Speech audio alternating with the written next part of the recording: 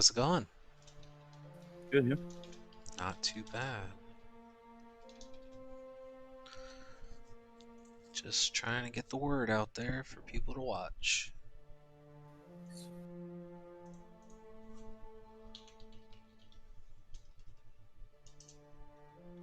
Did you ever do that podcast?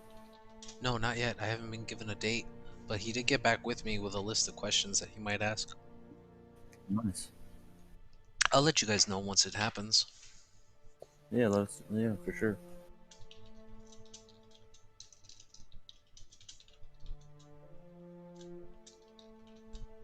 Hello. Hey. Yeah.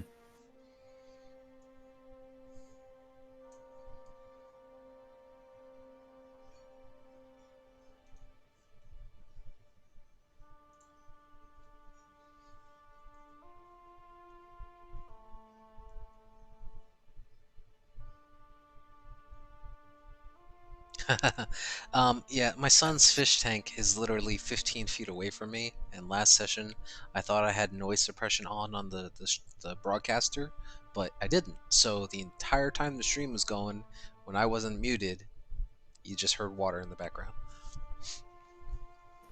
Yeah, it's a relaxing sound, in my opinion. But I grew up around fish tanks and water, so. I mean, it's not relaxing when you're listening to a stream of D&D, and all you hear is...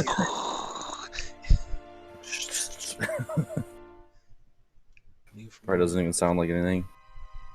No, it's loud if you watch the stream. That's really weird because we couldn't hear it at all on Discord. Discord, I have noise suppression on. Ah, okay. What is this? It's been a while since I filled out a character sheet manually. I mean, it's the only way to do it.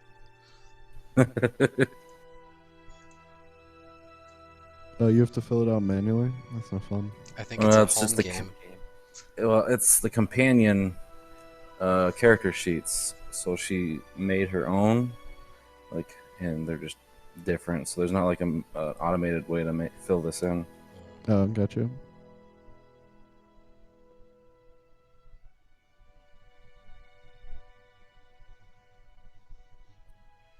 Something fancier than the monster stat block, I assume. Yeah, I mean, it looks kind of like a character sheet, except there's a lot of extra stuff in there to help. Yeah, I don't know. I could send it to you guys, actually. No, it's classified. It might be. It might not even be hers.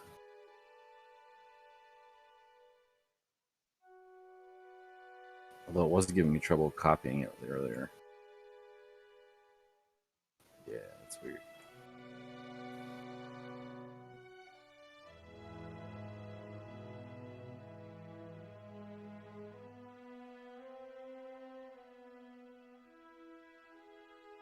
There. Oh, that's like a real character sheet. Yeah.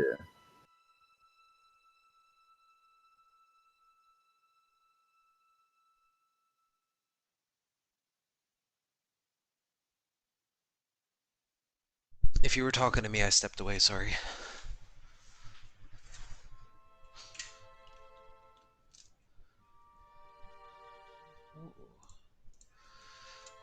Ugh, that's weird. Yeah. Is this online, though?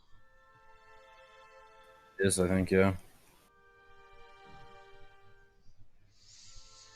Because they're friends from, like, where I'm from. Okay. Huh. I mean, to each their own, I guess. Yeah. There's definitely some interesting... Oh, wait, that's a condition tracker. Okay.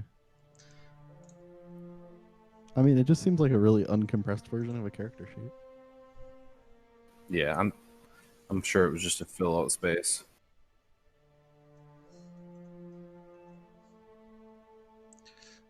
I am a member of Roll20. Talum, I did get the upgraded package so I could put in more stuff. I'll have to take a look at that later. Essentially, I don't know if it's the tier you're on, but they're giving away a bunch of free packs every month, kind of like games with gold. Nice.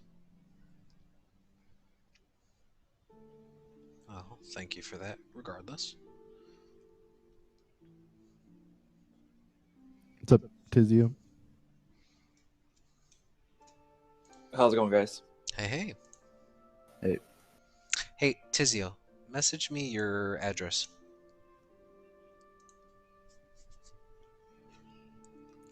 What's up, I'm Calarian? with you. All right. Hey, hey.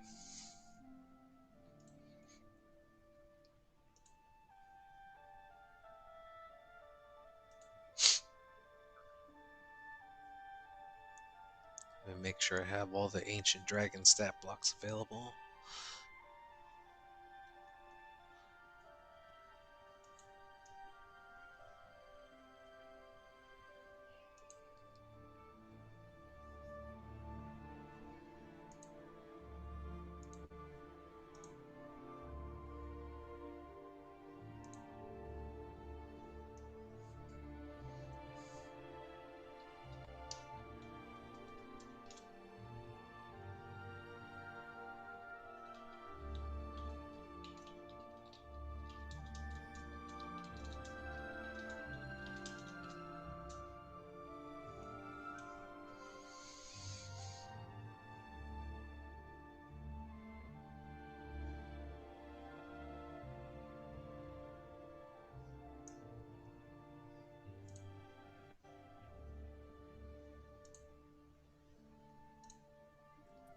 Hello, Ava.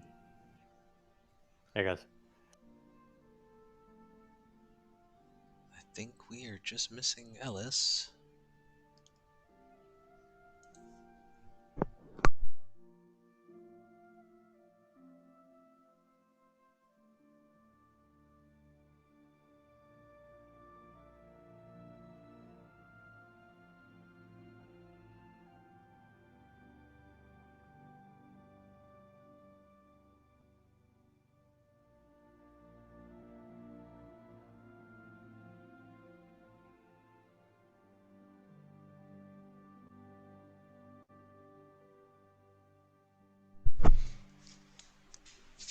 Oh, it's cold. Everybody have a good week? yeah, it's been pretty good. Busy bad. week.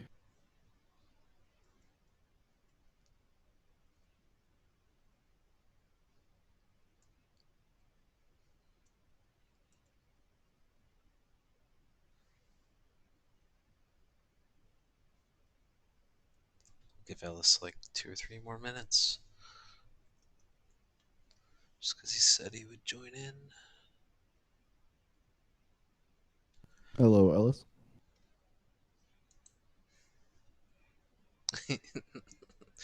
We know you can't respond, but hi. Why did the music stop is the question.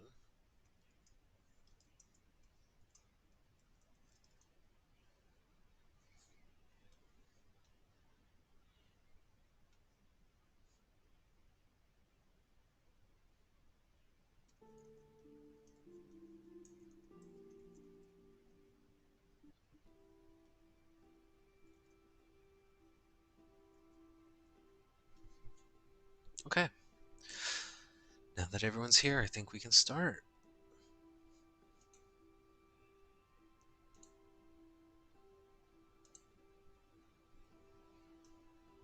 So, the last the group of you left off, you had spent the entire day traveling throughout the city, achieving various tasks and searching for the Nimblewright that had gone astray and you all suspect had possibly caused quite a bit of destruction near your homestead in Troll Alley.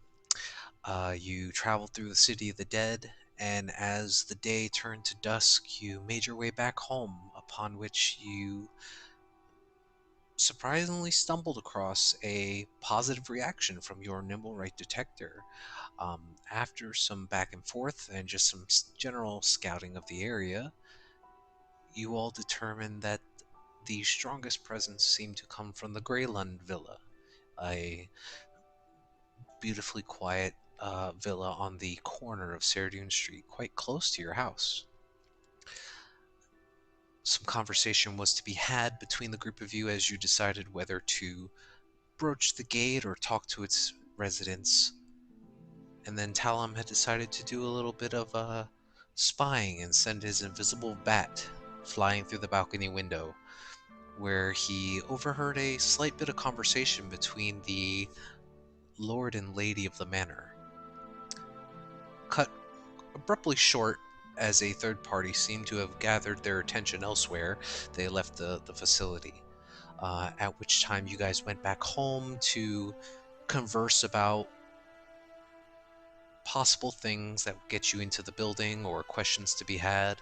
You were met once again by Raynar, who approached the group of you as you sat within the tavern and delved a little deeper into the mysterious murder that had occurred just that morning. You had found out that the gnome Dalakar was seemingly on their way to speak with you for the, to the best of your recollection, first time.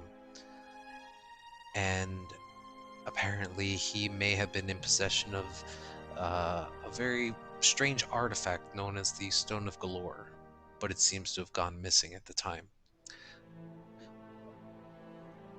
More conversation was had between Raynar and the group of you, and he informed you that he would try to reach out to some of his personal contacts with the Harpers and advised you all not to do anything too brash. Shortly further into the evening, you all noticed that Floon seemed to be a little flustered about something, and he darted out the door, attempted to follow him, but he managed to swiftly escape your guys' gazing eye. With a little bit of doubt in your minds, you all were unsure of the events that were going to unfold within your manor, and so Tellum had suggested that the group of you head to the Yawning Portal, I believe, to spend the evening there. And so the morning comes to all of you as you can now hear the booming conversation of people from downstairs within the tavern hall. The various smells of wonderfully cooked breakfasts permeate through the air as you all rise for the day. What would you like to do?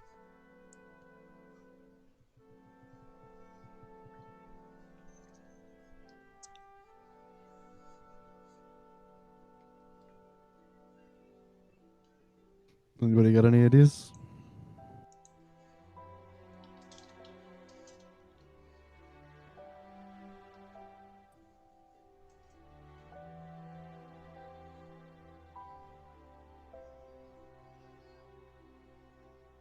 Sounding no. Go back now and see if we can learn something from the guard. Oh, go back over to the house. Okay. We could go to that shack where Floon was. We could try to find Raynar. I don't know when he said he would get back to us. I don't remember.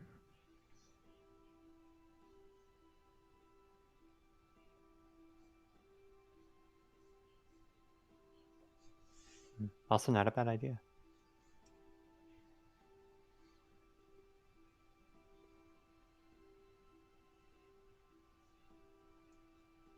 Okay.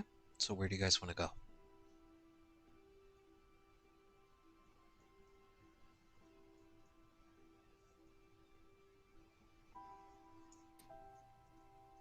I think we should wait for Raynor to see what news he brings us.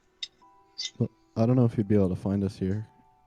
Well, yeah, like we should, go back to the Troll Skull Mm, and wait it out for him. I guess Wait. that's an option. Might not be a bad first move to see if anything happened there last night. Maybe, yeah. Okay. So Alice furiously types. yep, that is going to be a thing. Let me switch over to that.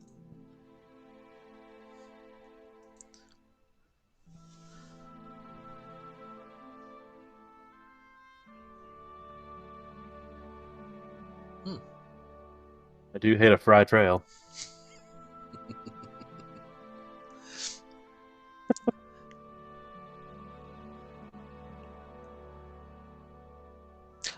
Talum, just so it's in the story, but as you gather your things for the morning and you kind of glance over one more time at your master's tome that he left in your possession, you now see that there is a new piece of text that has been translated upon its pages, and that'll be in your handouts. Okay.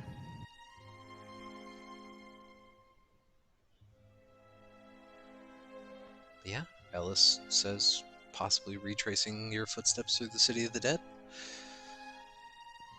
It's up to you guys. Where do you want to go first?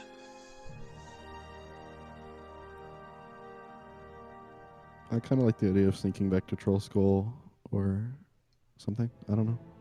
My vote is we start there. All right. So Should be careful though.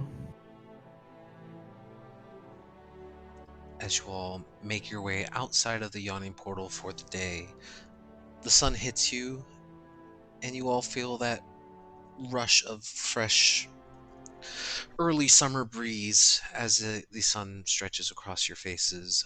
It definitely in contrast to the more dark but well lit interior of the yawning portal.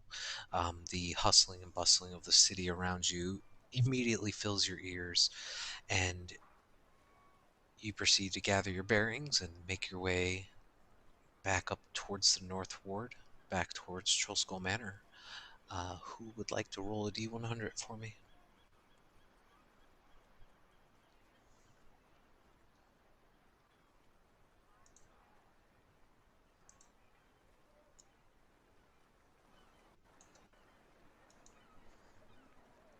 Ellis got a 27. Alrighty.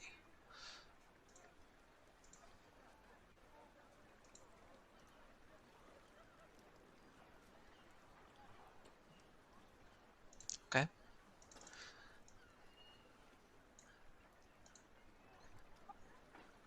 Now that you guys have been spending a decent amount of time here within the city, you've noticed that along with the change in temperature, there's also been a change in populace um,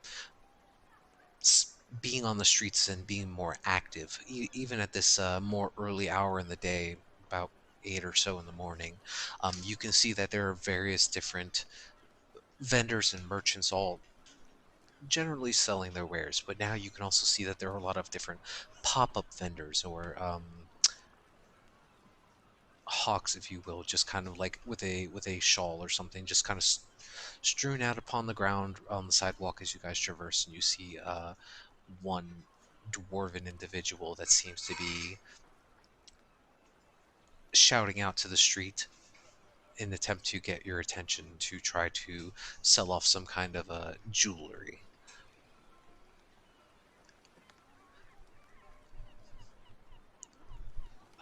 But as you guys just kind of brush your way along, if taking a look at the jewelry, it appears, to the best you can tell, just mostly knickknacks, nothing of high value or anything like that. But nonetheless, he tries to, grab people's attention. You see him barter with a few individuals who are trying to inquire about certain pieces of that jewelry. But you manage to continue on by, for the most part, unbothered by anyone. You while the city streets are still quite busy, you're able to just weave your way through the open streets and cross the familiar roads heading back up to the North Ward. A short time later, you guys arrive back up at Trollskull Manor to find it's currently closed for the morning. But are you guys heading to the first floor? Are you guys heading upstairs?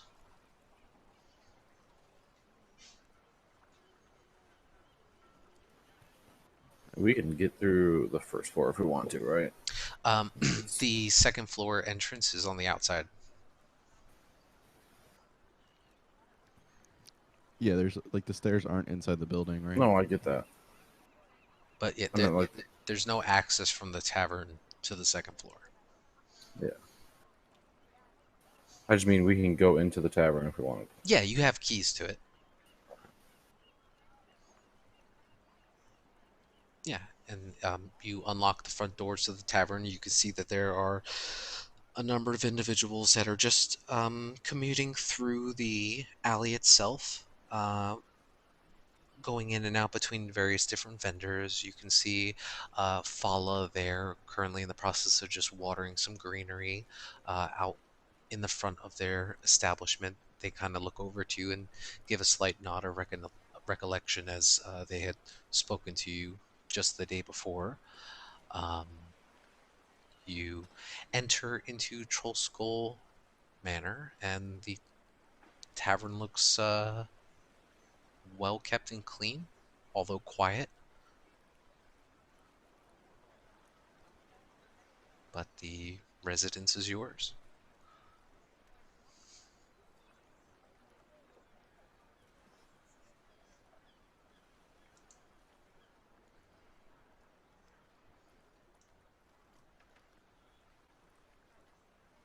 And we just wanted to wait for a guy here, right?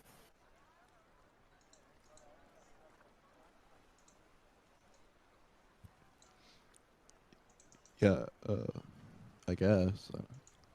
Yeah, it's either that or retracing our steps like Alex suggested. Yeah, back to the house, I guess. But we can try to wait for Raynar, I guess.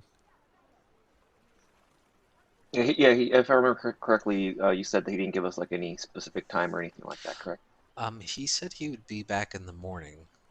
He Oh, didn't. okay. He didn't give an exact time. No. Yeah, Perry just go sit at the bar, pour himself a drink, leave a coin, and wait for Rainer to show up.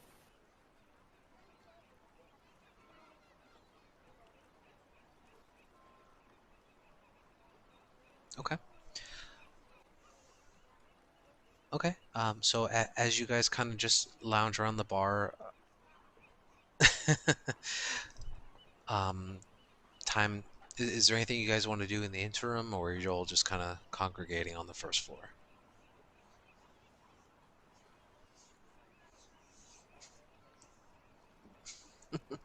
Make a sleight of hand, Tizio.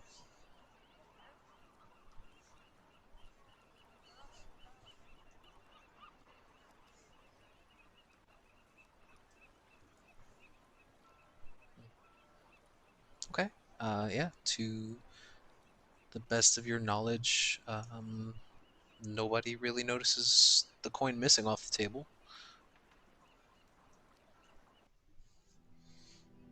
But my question stands: are you guys all just kind of loitering around here? Is there anything you guys want to do in the interim? You guys will be waiting for about maybe 30, 40 minutes or so before Raynar shows up. Perry's got his drink. I don't have anything in particular. Okay.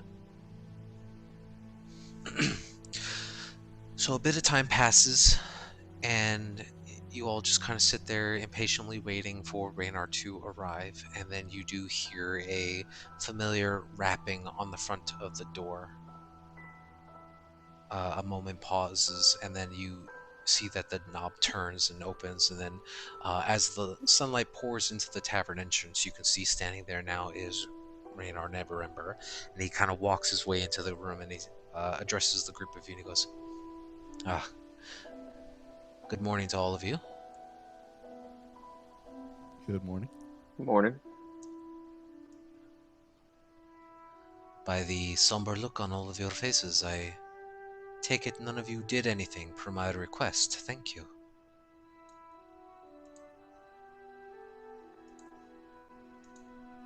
That is true. Well, I have some good news, some strange news, I suppose. Do you all have a moment? Yes. Excellent. I reached out to a few individuals that I'm in contact with. They tend to keep their ear to the ground and listen to the heartbeat of the city, if you will. Going off of what you said last night, the man that your neighbor Fala saw It matches the description of Erstal Floxen, the renegade faction member of the Zentarum. Another North Ward resident claimed that they saw Erstal entering Greylund Villa just last night up in the North Ward here. It's not too far from your residence. Apparently they had entered the facility shortly after the fireball went off that morning. Either way, the resident reported him to the City Watch because he looked suspicious. Now, after speaking with the captain of the North Ward Watch, I learned that two City Watch constables had spoken to Lord Greylund, and he assured them that no one had broken into the estate and everything was fine. The constables had no grounds to get a search warrant, so obviously they didn't pursue the matter. But from their initial reports, everything seemed undisturbed, and they did not see any evidence of Erstal or any Zentarum in the facility. Might have to take a second look.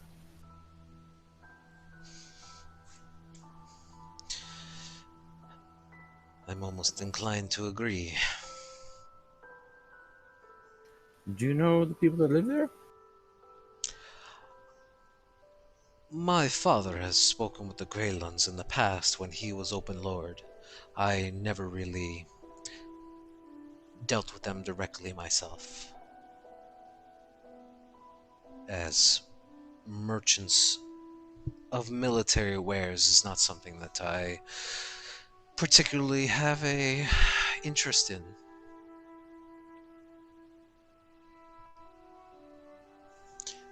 Did anything else go on last night? Floon was acting funny. How so? He urgently left, and when we decided to follow him, he shook our tail.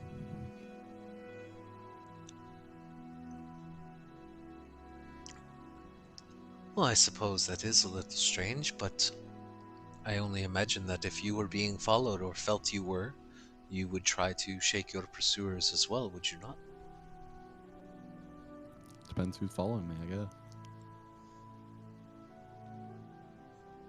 That is true. I don't know. Floon has been a different person since our run-in with the Xanathar Guild. I believe it, Ellis. I think you would punch someone if they tried to follow you. Not everyone is as straightforward as you are.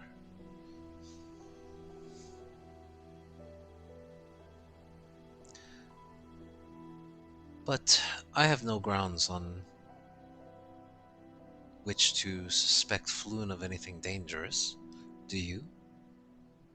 No, Floon's been a perfect manager.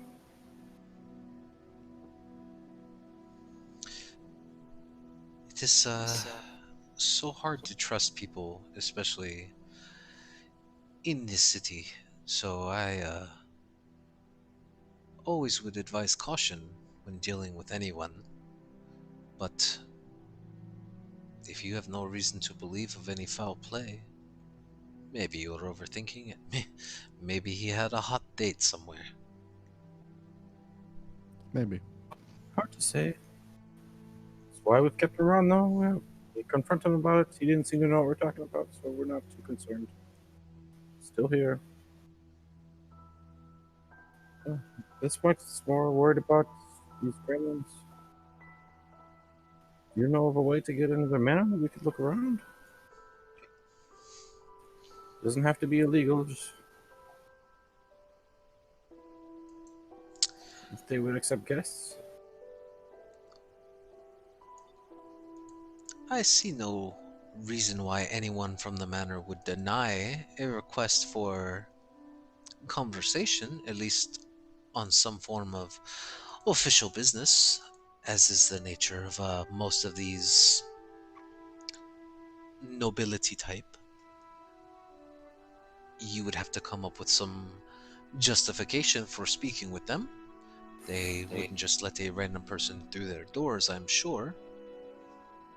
They deal in weapons, correct?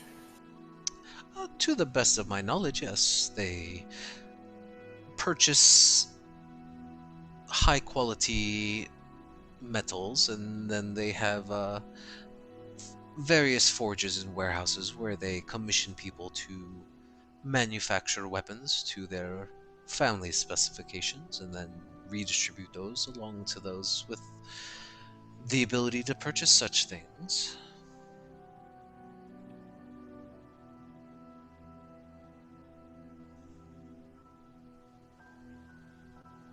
Wonder if they would speak to me about hiring me for work, even if only as a consultation. It is most certainly worth the try.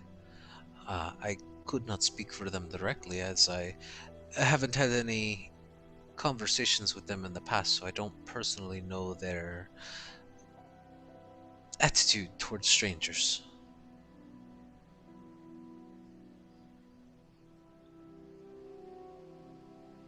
I mean, you could even most certainly speak to them and just say that you are, quite frankly, part of your neighborhood who had witnessed the fireball incident yesterday and be following up on a lead. I believe some of you are part of some of the organizations here within Waterdeep. Yes, I think we can come up with something. And Clarion, aren't you a part of some order? Sorry. Can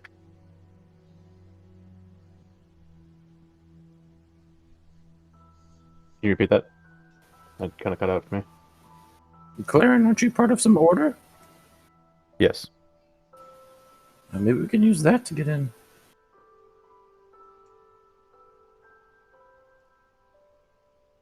I put them on Perhaps. guard right away.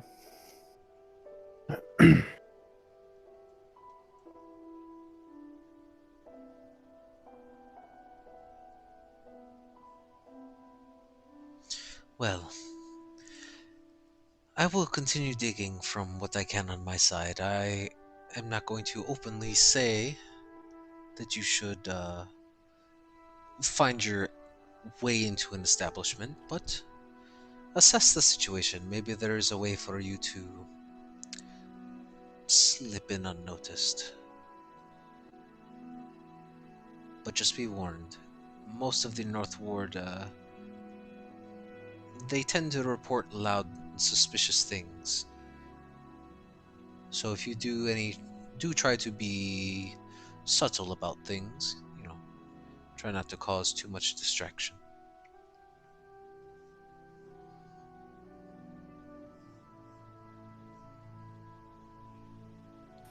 Yes, yes. Well, I will go speak with Mert and see if there's any more information he has uncovered, but in the meantime I am at a bit of a loss.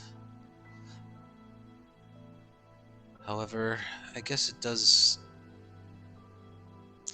indicate that maybe Davil has not been responsible for this fireball incident, as he was arrested yesterday. So you'll probably see him on the street sometime soon.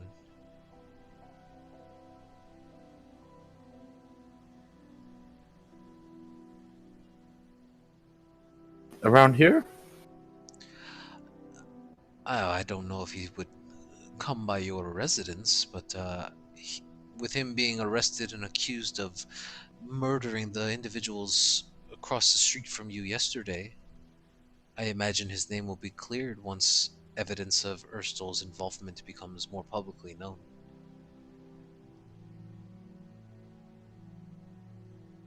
Well, we will try to find the real murderer. I think the most important thing is finding this stone of Galore that Delacar was trying to deliver to you. Keeping it out of the Zents or the Xanathar's hands is most important.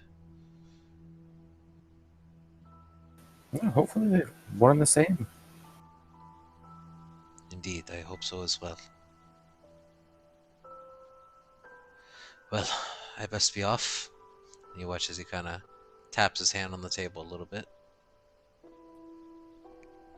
Unless there's anything else you need of me. Do you know where we could get a map of the sewers? He he kind of looks over at you and chuckles a little bit. That would be a question for Lara Elra. I can never pronounce this right.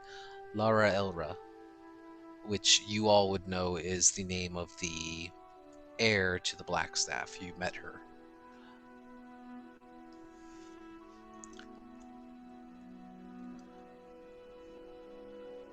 Lara Elra Hassad. She is the daughter of the guildmaster of the Sellers and Plumbers Guild here within the city.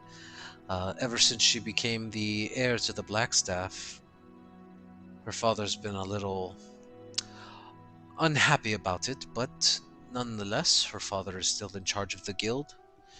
I'm sure she has some sort of clout, as she used to travel the sewers many a time in her day.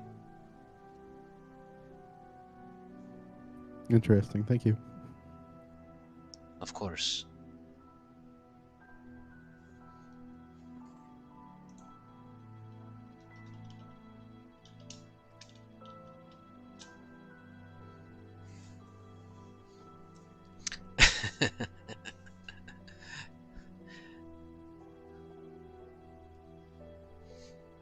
So, as Raynar bids his farewells to the group of you and exits out through the tavern's double doors, you're all left a bit pondering and wondering what to do next.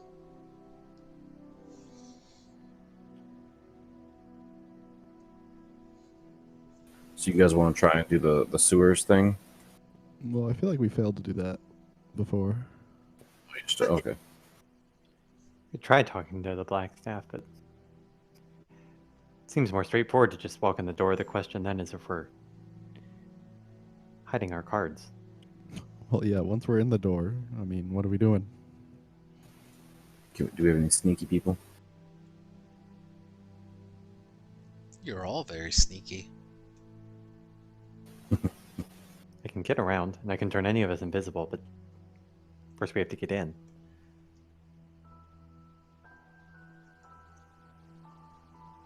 I think we could talk our way in.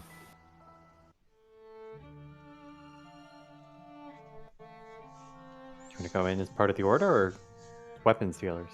I think we should do it in a way that doesn't sound like we're looking for that guy. Because if they're helping them,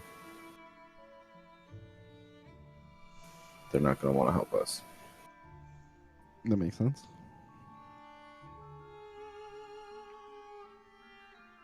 My family back in Hillsfar, they're merchants. I could try to drop their name and act as if I was there to make a connection, but I don't know how much I could talk about it. I don't know shit about what they did. Perry, you think you could do any better? Perry could just talk about making weapons. Skilled craftsman.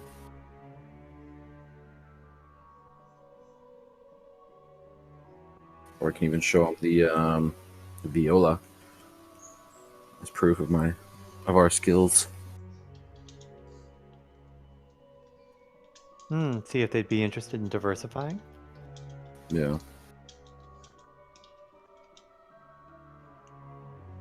Might work.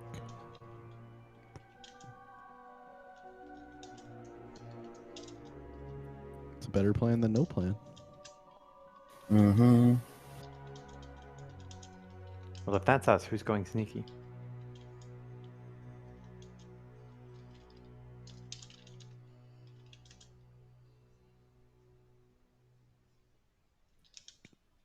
I'm no good at sneaking.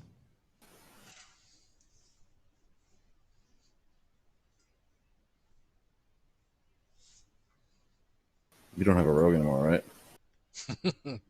No. I mean, I've got a 5. Tizio, does Infiltrator, I mean, is yeah, that advantage? the infiltrator Yeah, gives I you was just advantage. looking. I get a +3 to stealth. But yeah, with my suit, I can get advantage on it.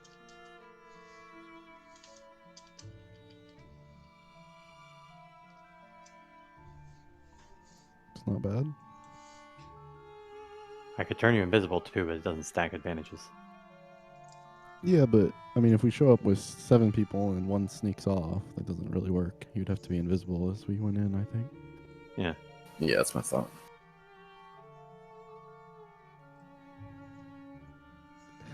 Second punch so much from the shadows. I mean, with that, we always run the risk that there's some magical ward or something, but you never know.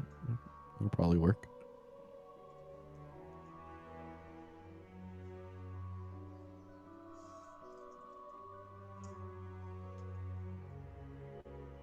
Sounds good to me. If anybody else. Okay. So you guys are making your way over to the Greylund Villa. Why not? Yes. Perfect. So let's go ahead and bring you over there. We should probably do the that Nim Finder thing. I forgot the name of it. Just to make sure it's still there too. Yeah, Good shout. we could definitely. That's a good idea.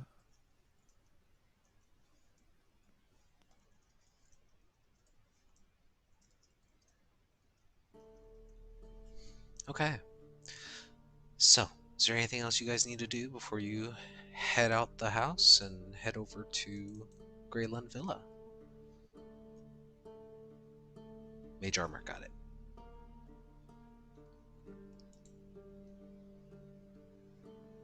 I think I'm good. All right. Silence is golden. So, you all gather your belongings, lock up the Troll Skull Manor, and make your way a little short jaunt down Saerdoun Street over to the villa. Are you guys just walking straight up to the doorway? I think first we'll use the NIM detector and see if it's still going off. Okay. You take out the Nimblewright detector, you depress on the activator clip, and you do watch as the small umbrella begins to whirl and whiz, and it starts to emanate a low humming sound.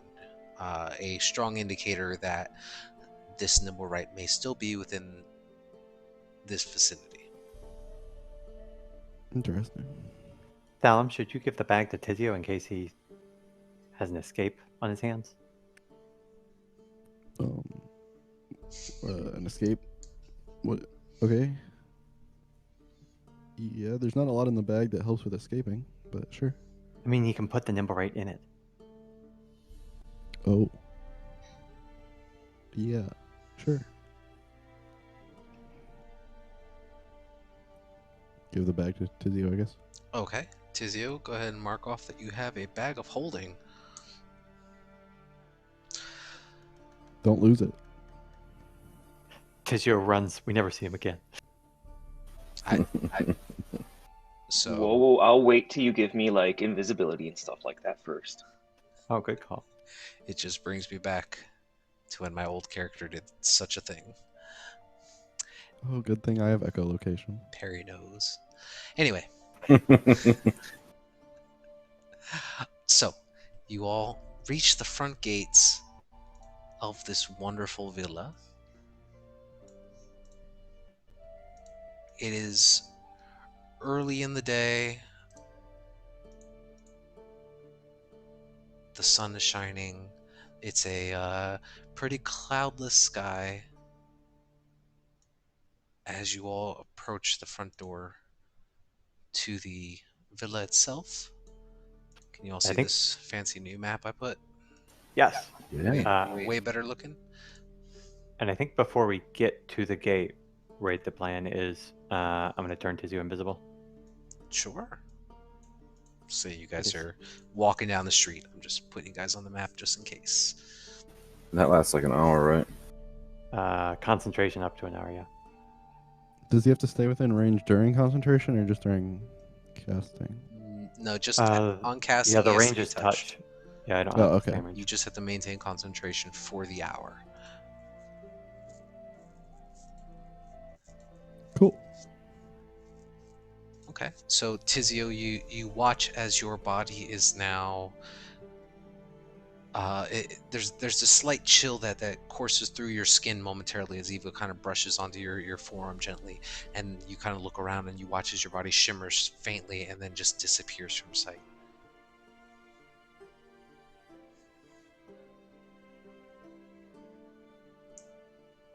Now, just to make sure, I'm going in, finding the nimble right, and getting him out.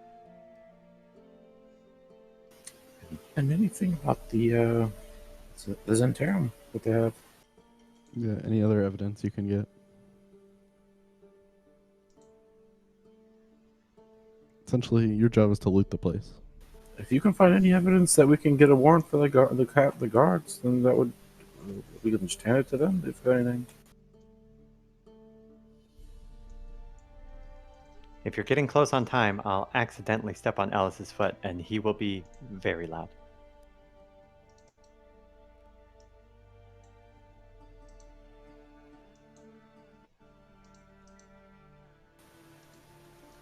You finished casting, right? Like there was Yeah, it's a instant cast. Yeah. That's Perry's gonna start moving forward. Okay. So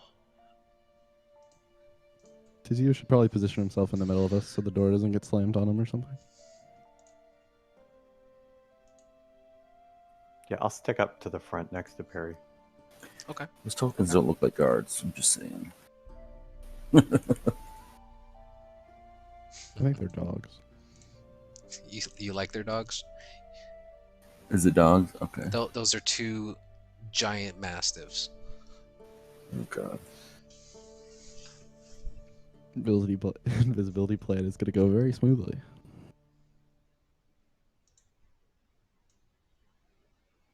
Is there a door knocker or something? There's not. There's this very large, 12 to 15 foot tall, just iron gate that is just currently locked. You don't see any, like, you see that there's a locking mechanism on the gate in the center itself, not a padlock, but the gate itself has a locking mechanism built in. And you can see that the entirety of the complex itself is just this very high stone walling that has these small metal spikes that protrude around the edges. It's scalable if need be. So are we able to just push it open? You go ahead and you grab onto the bar and you give it a little tug. It appears firmly locked in place. Ellis, you want to give it a tap with your hammer? Make a nice big ring.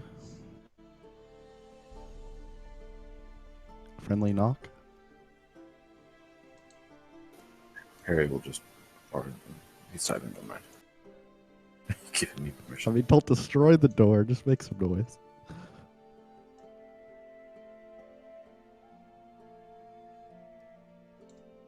By the way, I don't know, we haven't discussed it or anything. Anything I should do in terms of like if I'm in danger? If it's Run.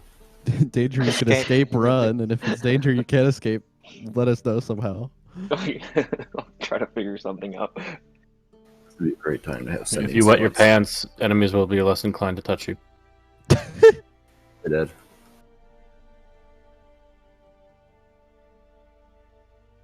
Okay. Oh, if you cast anything, you won't be invisible anymore. So try not to do that. Or attack something. Yes, correct. Which probably includes a grapple action. Okay, so Ellis walks up to the door and he just raps on it really hard with his maul.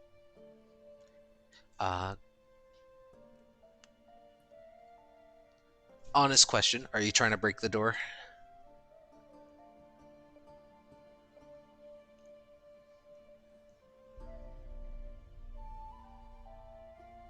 Okay, so you just rake your maul across the front of the gate, and it goes ring, and you can hear the vibrations of the metal on against your maul, and you can see now that the two giant mastiffs start rushing over towards the doorway, about 20-30 feet or so, and are just barking at the top of their lungs towards the gate. Hearing the dogs Harry will cast Druidcraft and make Tizio. Tizio's an invisible one or no? Tizio is invisible. Oh, damn it.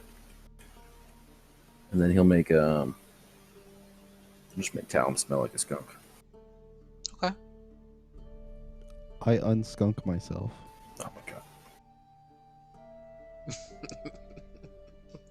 All right. So you make him stink, and then Talon's like, "What are you doing?" He meant Tizio, I think, though, right? Well, no, so I was going to do Tizio because Perry has a rivalry with Tizio, but since he's invisible, it doesn't help. He's trying to make it so it's harder to smell. Right, to Tizio, not to Talon. Yeah. Yeah, because you said the wizard, but yeah, so easy enough to do. So Tizio, not only are you invisible, but you reek. Like you just could not find enough tomato paste to wear off this smell that is now emanating from you, and you can all smell it. It's extremely strong, or at least as you all kind of surround him. But as you guys are standing there doing this, and these mastiffs are just constantly barking and barking, nothing's happening. No one's coming out into the yard. There's no signs of life around the premises.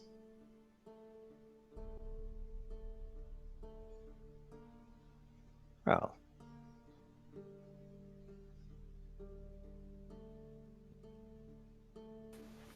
Talon, can you take a look around the Yeah, I could. like inside to see if there's anything? There you Only if there's an open window or something, but Make a perception check. with my character. With your character. You're just kind of looking from the gate up to see if the same balcony that was, if you scroll up, is open or closed. Yeah, so you kind of you take a look through the gate and through the tree line as best you can, right about here where the balcony is. You can see that there is the for lack of a better word, patio furniture that's still out there, and then there's that small balcony, but the double pane windows that were open the night before are now closed shut. You kind of look around the rest of the facility. You're not seeing any other windows or anything that might be open at the time. Is there an angle we can approach this house where it's not just up on the street? You guys can make an investigation check. yeah, I'm gonna circle around and just try and look at all the other. Like, there's another door. There's another building in the corner there. Yeah, Just try might and as look well. at everything. Okay, yeah, sure. So you guys spend maybe a quick 5 minutes just kind of like walking away, and as you guys get further and further away, you see that the mastiffs just kind of like wander off again back into the woods or something like that. You're not sure. As you guys kind of circle the block around Saerdoun Street, you notice that aside from the entire complex being this 12-foot high stone wall, there appears to be a large wooden gate of some kind on the back of this on the back of the premises. And as you guys kind of get closer in there, make a perception check. Yeah, you guys can definitely hear, Eva, the sound of horses neighing and making noises. It sounds like they're chewing on some kind of hay or wheat or something, and it sounds almost as if it's like a small coach house. But you can see that there's this let me pull up the actual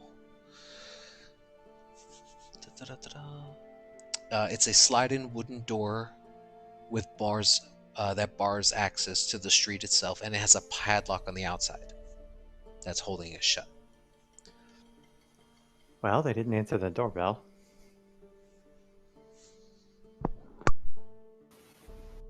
Are we all seeing this lock and door? Yeah, you can all see it. You guys all kind of like circle together. So if you guys all go down to the bottom right corner of the map, you will see where Perry is, and you will see that there's a wooden door. I'll try to pick it. Okay. Who's going to try to pick it? Go ahead and make a dexterity check with your thieves' tools. Can you guidance him, Perry? Sure. If the DM's fine with it. Yeah, that's fine. Ooh. Do you get advantage? Probably. No, not on that. I just have it set to advantage I for gotcha. the fight. Okay, so 11 total. So yeah, you kind of lean up against the side of the house a little bit. You're just looking around to see if anyone's kind of watching you. It's not like this house is on like a bit of a triangle area where it's taking up the entire end of the block, but then there's still other homes around. You're looking around, you're just trying to make sure, hey, is anyone looking over here? Seems relatively quiet, especially this early in the morning. But you're having a hard time with this lock. It doesn't seem to be the tumblers don't seem to be falling in the right places. What on earth are you doing to that thing? Let me try. Okay, go ahead and make a dexterity check with your thieves' tools. Wahaha. It's a nice roll. So you watch as Eva just kind of like laughs and pushes you aside, and very swiftly. Actually, you guys wouldn't even see this because he was invisible while doing it. Eva, you just saw the lock kind of like floating in the air momentarily and then drop back down into place. You assumed it was Tizio. But you whip out your thieves' tools, you start finagling the lock, and without a moment's hesitation, it just unlatches and opens. No problem.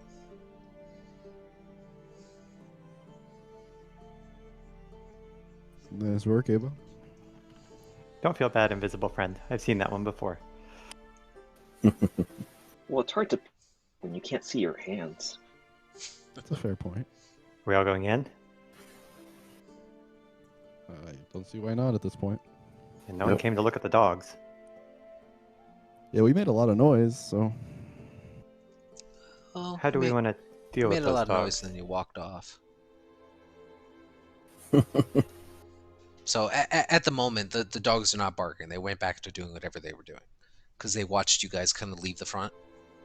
how long did we wait at the front? Like 2 minutes? You 2 to 4 minutes waiting for someone to answer. That seems fair. Are you guys heading into this area? Yeah, let's slip inside so we're not in the street. Yeah, Perry walked in. And are you trying to be quiet? I would think at this point we've now broken into a house of a noble, so Yeah, probably yes. Okay. This is a welfare check. We're worried about him. Everyone go ahead and make a stealth check. I'm just gonna Yeah, move I your was gonna say like tokens. I'd open up the door for them so that way it makes it seem like they're just walking into an open doorway. Yeah, absolutely. As you all kind of walk your way in quietly. I'm just kind of putting you there for reference. Oh boy. Okay, so let's see. Double 10 for Eva.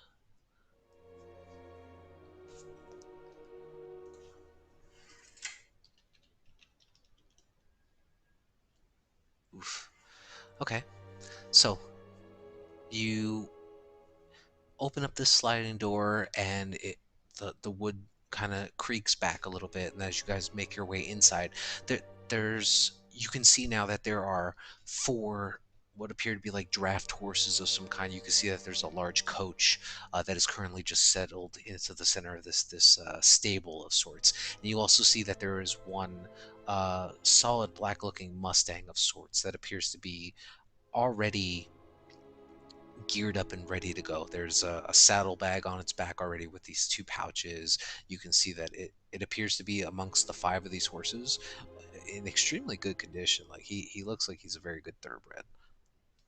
But with the sound of these horses kind of cloppering, they make a little bit more noise as you guys enter, but you guys feel pretty safe at the moment.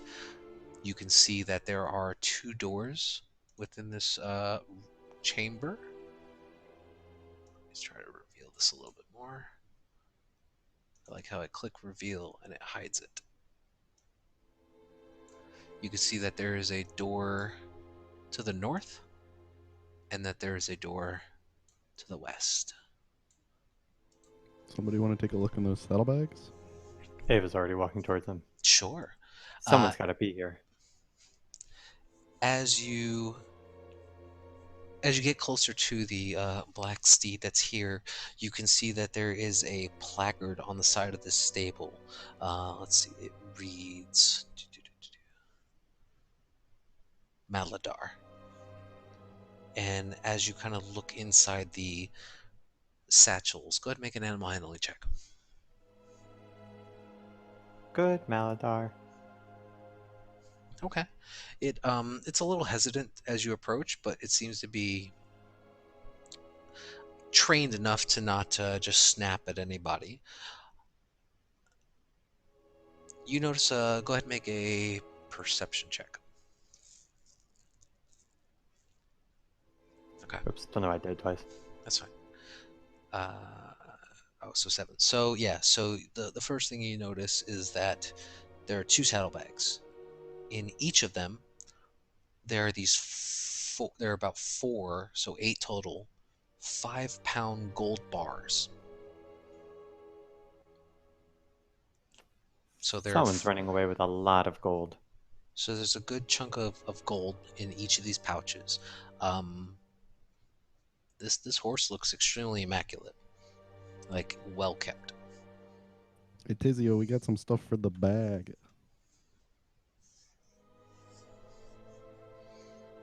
Sure, we want to take those. Well, why not? No. Well, I guess We're I'll go over already there committing and start crimes. start putting them in the bag of holding. Okay. What are we stealing? Sorry. 4 5-pound gold bars. 8 5-pound gold bars. 8 oh boy. That's a shit ton of gold. Jeez. There are 2 saddlebags, each have 4 gold bars in them. I don't think that's a good idea, guys. I mean, from breaking and entering to grand. Is it larceny? Yeah. Might be best to leave them here. Someone Yeah, I would say leave undermines the them. store, we're checking stuff out.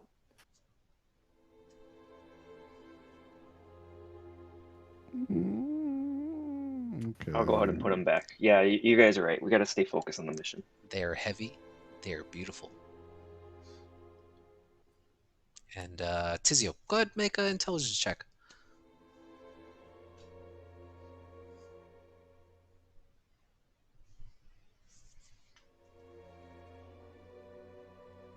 Just be the 13, not the 17. Yeah. I mean, you're pretty smart. These things probably are about 250 each. About 250 gold a pop. You gather by the weight of them.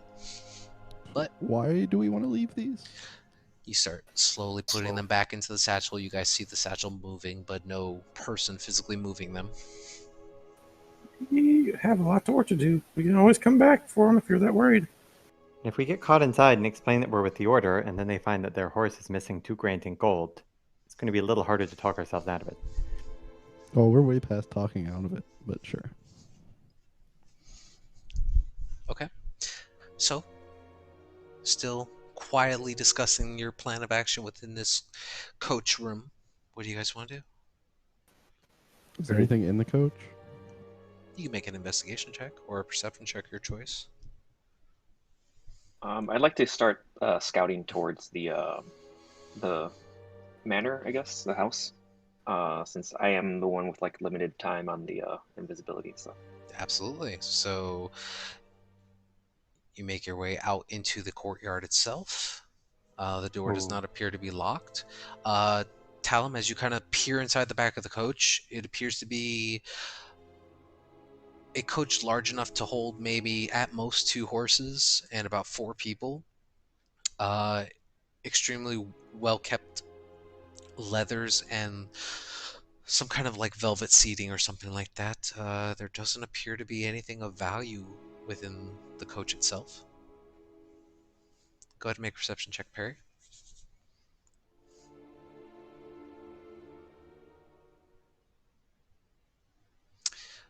You gently listen on the northern door.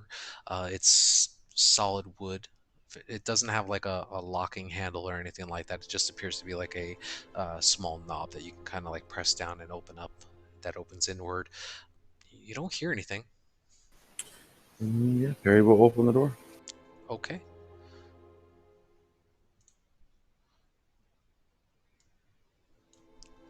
And Tizio, go ahead and move yourself out into the courtyard. You're still trying to be stealthy, right? Go ahead and make another stealth check for me with advantage. You can see within this room, Perry, And there appears to be nice roll. Several what seem to be like piles of hay, a couple bags of feed, and you can see that there's another door in similar structure to the left. Tizio, you kind of walk away from the party while watches the I was door. Go ahead. I was actually going to say before I leave, since they can't see me, I will let them know that I'm, moving on ahead. Yeah, I'm also gonna, as he leaves, I'm gonna message him and just say, "Let us know if it's all clear."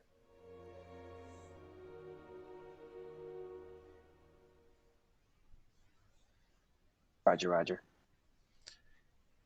As you make your way out into this courtyard, relatively quiet. The lush green grass does present a beautiful view. You can see that there are. Oh, and I did forget to mention this to you guys as well, because apparently I forgot it myself. Right here is also another door that you guys would have noticed on your way around. Just for fact checking. It appeared to be on the exterior of the building, but there's still a door there. You can see that there is a door to your north and a door to your west. I will ping them for you. But, I would go to the one on the west side. all right. Are you trying to open it? Not just straight up open it. If there's like any windows or anything like that, try to peek in through or try to listen to the door. From what you can see, just kind of looking along the wall, there don't appear to be any windows. You do kind of gaze up the wall itself, and you do see that there appears to be like a chimney stack or something, or smoke billowing out from the top, very close to this section, but no windows that you can see other than the door.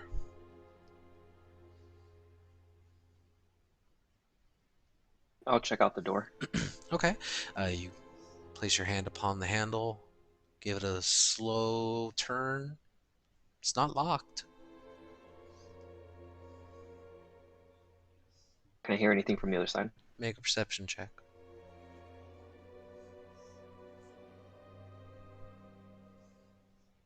No, not really. Seems pretty quiet. All right, I'll go ahead and slowly open it up. All right.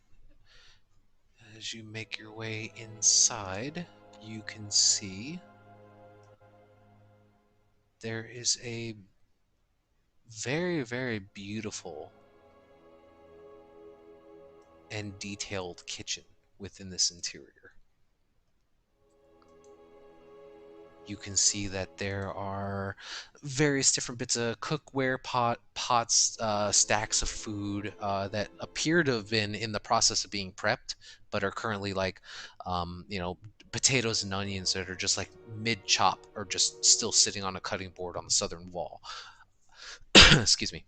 You can see to the north and south are two more elegant looking doors than obviously the exterior door was. These appear to be much more detailed in their design, but nevertheless, there are one to the north and south. No one seems to be in the room. Yeah, I'll quickly move in and go towards the southern. Okay. Trying to open it, perceive it. What are you trying to do? Same thing. See if I can hear anything. If it seems clear, I'll go ahead and move on in slowly. Okay, make a perception check. 21. Okay. So, you get up to the southern door here within this kitchen. You don't hear anything immediately on the other side of the wall. You do hear what it sounds like, maybe some kind of noise or like a thud, like a quick coming from what appears to be like the western side, but it seemed really distant. You're not entirely sure.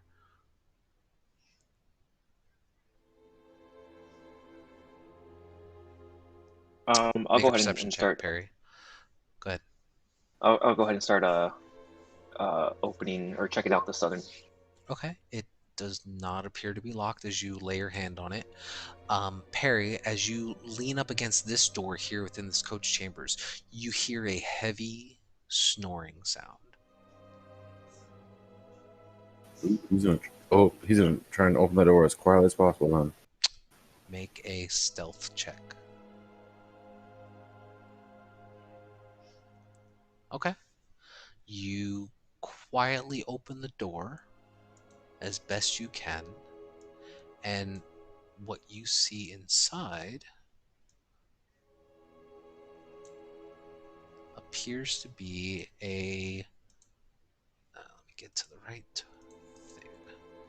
What appears to be a human male, very gruff in his features, just currently like sprawled out on his back, like arms kind of dangling off the side of this very small like cot or bunk or something, just completely knocked out, snoring. You gather by his age, he appears to be like in his late 40s or so. You can see that there's a pair of like mud-stained boots on the floor underneath his bunk, a small little chest at the foot. Safe to say that this is like a stable boy, or To best your guess, maybe a groundskeeper of some sort. It appears to be a little too old to be a stable boy. okay.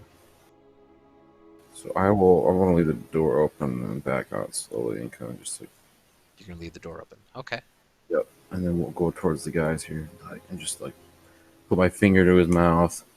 There's somebody in there. I'm gonna message Tizio and ask, "How's it going? Should we follow?"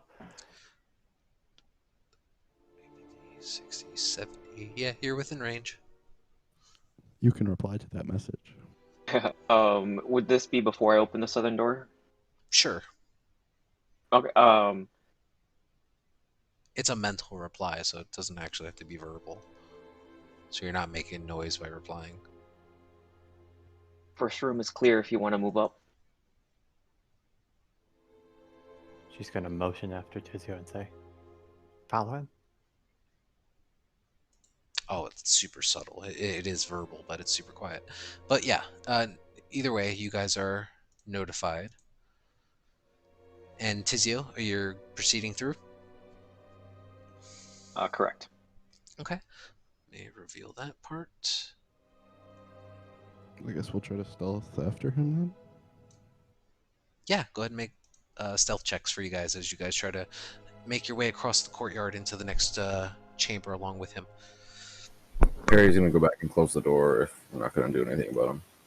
Yeah, that's the move. You're going to go back and close which door? This one right here. Okay. Make a sleight of hand check for me. Just because you left and came back. He will ask for guidance from his god. Yeah, you bet. Sleight of hand. Tell him roll the 7.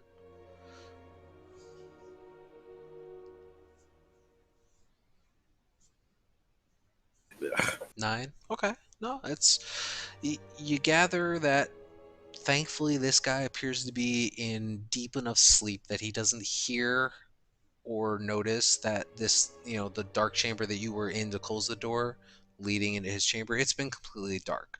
The only real light source is in the actual room with the horses. So thankfully there's nothing shining in his face or anything like that, and you're able to just gently and quietly close the door. No issue. Let's be very, very quiet. Okay. So as you guys try to stealth your way out across the courtyard,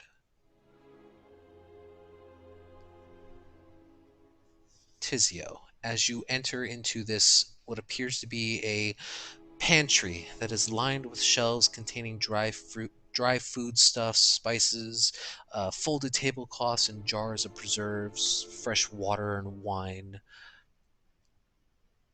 You notice that there are two doors, one to your east, one to your west.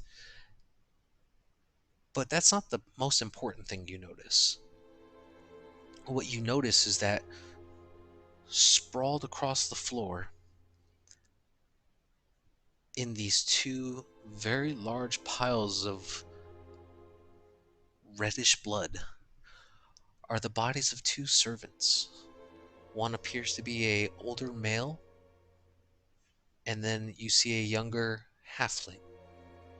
And their bodies are just gashed and lifeless upon the floor.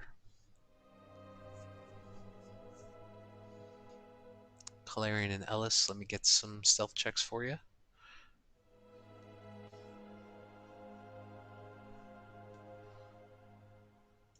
Oof.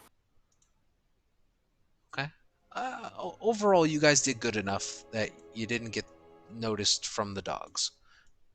But together, you were all able to just kind of like bound your way forward across the quick dash of the courtyard before noticing that a familiar mastiff from the front seems to be wandering down that way, but thankfully hasn't noticed. You guys get into the room and you don't see Tizio in that room. You Is the see door it open? there. I don't know. Tizio, did you leave the door open? Correct. Yeah, I would have left the door either probably not wide open, but cracked at least, so that way they know which route I kind of went. Okay. You see the southern door is ajar, and Tizio, you are now just standing amongst two bodies of what appear to be defenseless human beings. Well, one being a human, the other's a halfling. Can we, tell, or if I have to roll, if they were killed here or if they were like dragged here? Make a medicine check.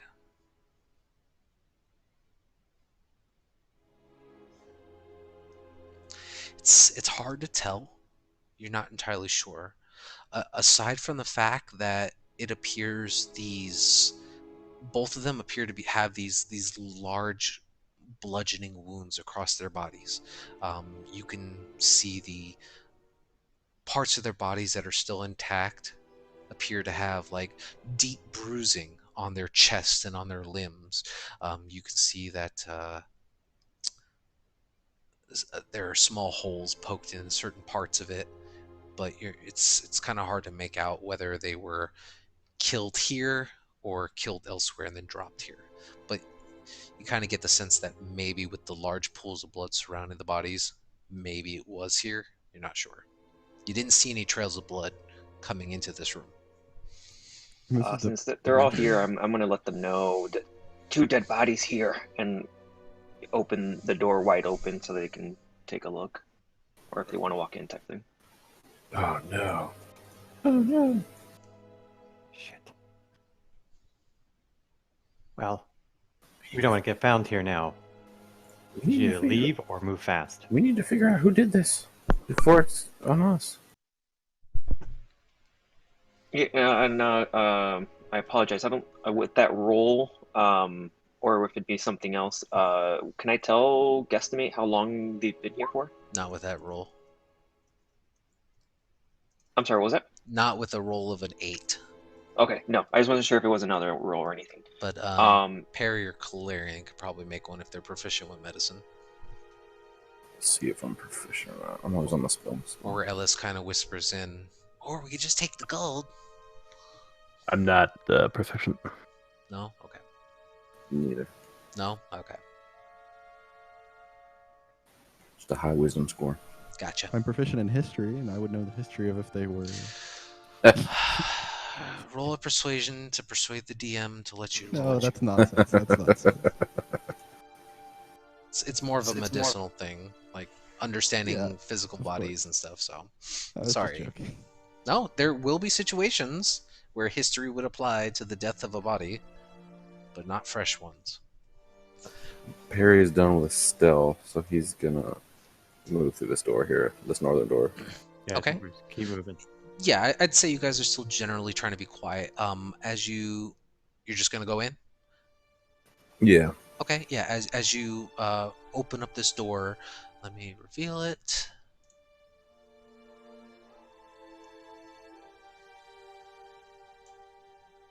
Okay, there you go. So as you enter into this chamber, you can immediately tell that this appears to be some kind of laundering room. You can see that there's multiple basins and piles of clothes that are discarded in different piles that were in the process of being folded or washed. You can see that there's a staircase that leads upstairs to a upper level, and then you can see that let's see. As you kind of make your way around the room a little bit, you can see that there is a middle-aged female human that is currently face down on the stairs of this chamber. They're currently lying here face down, motionless. Can I check if she's dead? Yeah, make a medicine check. Yeah, she appears to be cold to the touch. No life emanating from her. You can see that there is a small trickle of blood gently pooling out of her head, but kind of seeping through the wood of the stairs. You can see that, like the two individuals to the south and north here in this chamber, all three of these individuals seem to be wearing some sort of servitude attire, whether that be like black or white garbs. You get the sense that they seem to be some kind of servants. Is there a door to the east in this room? In the room with the fireplace? No, I'm following Perry in the laundry room. No, there's the door. There's the stairwell leading up, and then the doorway you came into. Oh, You know, just kind of quietly, or not quietly, just say, "There's another dead one over here." You just shout that? Okay. No, like, out, just like speak it, because I'm assuming I don't have to talk very loud to get to them. I mean, you'd have to pick up your voice a bit to go to the next room, but yeah, I get what you're saying. If anything, I'll just walk over quick. Like, there's another dead one on the stairs. I'm gonna let them know that when I came in here, there was a thud I heard further west. So there's probably somebody else in here. We have to hurry. Yes, I agree. And I'll go to the bottom eastern door. I'm sorry, bottom western. Okay. You just walking through it? Yeah, yeah. I'm not gonna listen to the door. I'm gonna open it up slowly. But like, yeah, I guess open it up normally. Sure. So you open up the door. Let me reveal the chamber.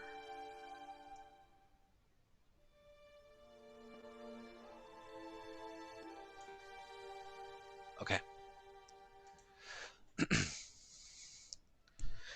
As you make your way into this western chamber, it appears to be a large great hall of sorts. A number of things immediately catch your attention. The floor is strewn with bodies. Standing above these bodies are two individuals that both appear to be holding bloody maces, and they're just standing over this large pile of individuals. Let me get them on the map. They don't see you, but their attention is immediately drawn to the door as you open. You can also hear the sound of fighting coming from the top of a wide staircase in the northwest corner. So over here. You can see that this room has two iron chandeliers that hang from dark mahogany ceilings above, and a long dining table carved from like red larch wood or something. Chairs surround the table with a particularly tall and elaborate chair at each end, obviously not in the photo. Lining the wood-paneled walls are tapestries and locked wooden cabinets that appear to have these chinaware cabinets that appear to have fine dishes and silverware. You can see there's a black marble fireplace with a mantelpiece that has some kind of portrait mounted onto it. but you see that these two individuals with these bloodied maces just kind of both stop, and they look over in your direction, blood slowly dripping from each of them, and they just kind of look to each other and goes, "Who goes there?" I'm going to get we hear a silver piece, and throw it towards the stairs.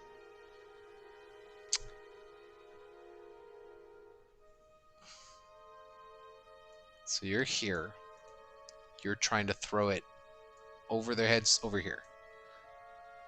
Correct. Yeah. Try to distract them essentially. Okay. Go ahead and make a strength check. Because they're currently looking in your direction, even though they don't see you. And this is you just trying to, Metal Gear Solid distract them, I guess. But in the game that has 100% effectiveness. So as they watch the shiny object float over their heads. Yeah, yeah, exactly. So you take Sparks and hit, man. you take this piece of silver out of your pocket, and it's still invisible while you're holding it in your hand. But the minute you kind of release it and lob it, this is like a 20-foot high ceiling, and you try to arch it up high, and you watch as it starts floating, and they all kind of stare at this piece of silver that's just glinting in the candlelight above, and then it lands and hits the guard farthest from you, like right on the face. And you all hear this individual, somebody shouting out, "Hey, who goes there?" And now they're starting to walk towards the direction where you are, Tizio. Can I start moving that way without it? Yeah, Would I have heard them shouting, I guess? You would have heard them shout. Tizio had the action to throw something. I need everybody to roll initiative. Oh, is it too late for me to move closer? No. Well, I mean, yeah, it'd be where everyone's stuck at right now. So let me Okay. clear the tracker. Heck yeah. I got a 5.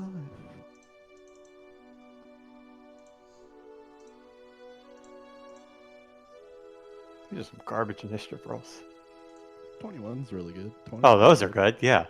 See, I just had to say something. 14's not horrible.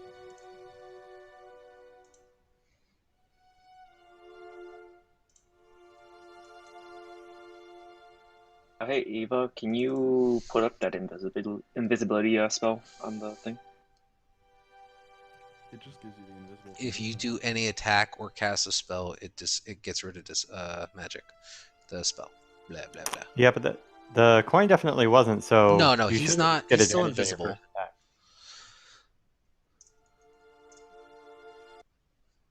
Yeah, you're still definitely invisible, but they have no idea where the hell. Like, they saw it come from your direction, but they don't know where you are. While you're invisible, they should have disadvantage on you, and you should have advantage on them. Correct. Let's see. Do I have everybody? 1, 2, 3, 4, 5, 6. Boom. Okay. So, with that, Ellis, you hear this loud shout sound, and then you... What do you do?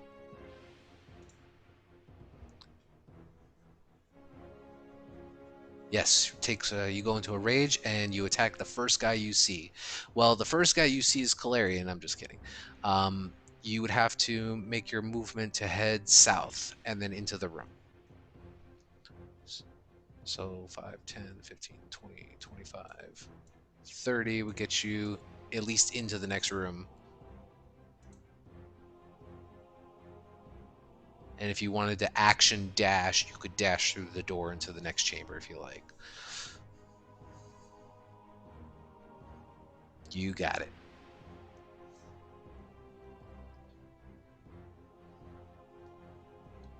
The distance should be 5 foot a square, guys.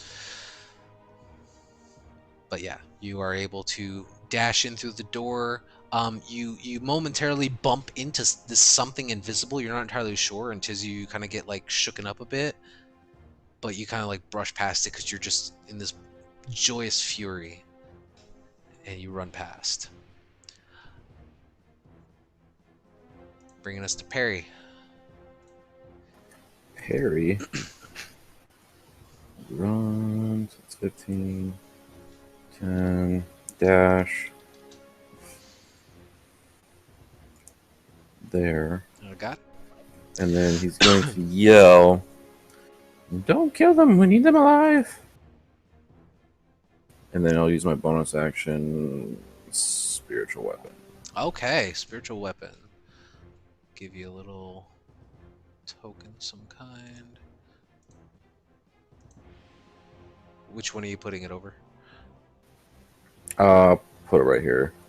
Right here? Okay. So we'll say...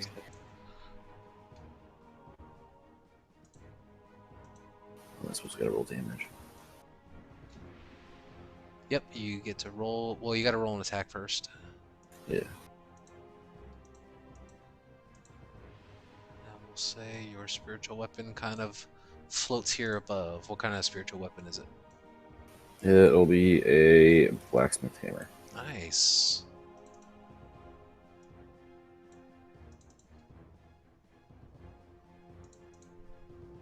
Okay, 19. Which one are you attacking?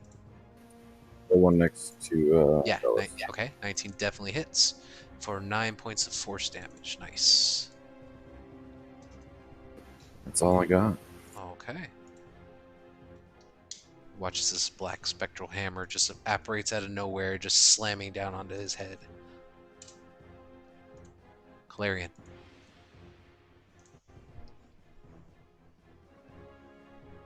I suppose I will dash in as well. Okay. You can move through parry space, and there's enough space for you to kind of wedge in between Tizio, so yeah, definitely. Actually, I might not even need a dash. 5, 10, Just- 15, 20. Or do you do the whole moving through an ally's half movement? Well, Or for double movement or for whatever. parry, it isn't. I don't believe, right, Parry? I don't know if it's Or is it People only moving- for you? Moving through an ally is that half movement? Well, I don't think you're. I don't know.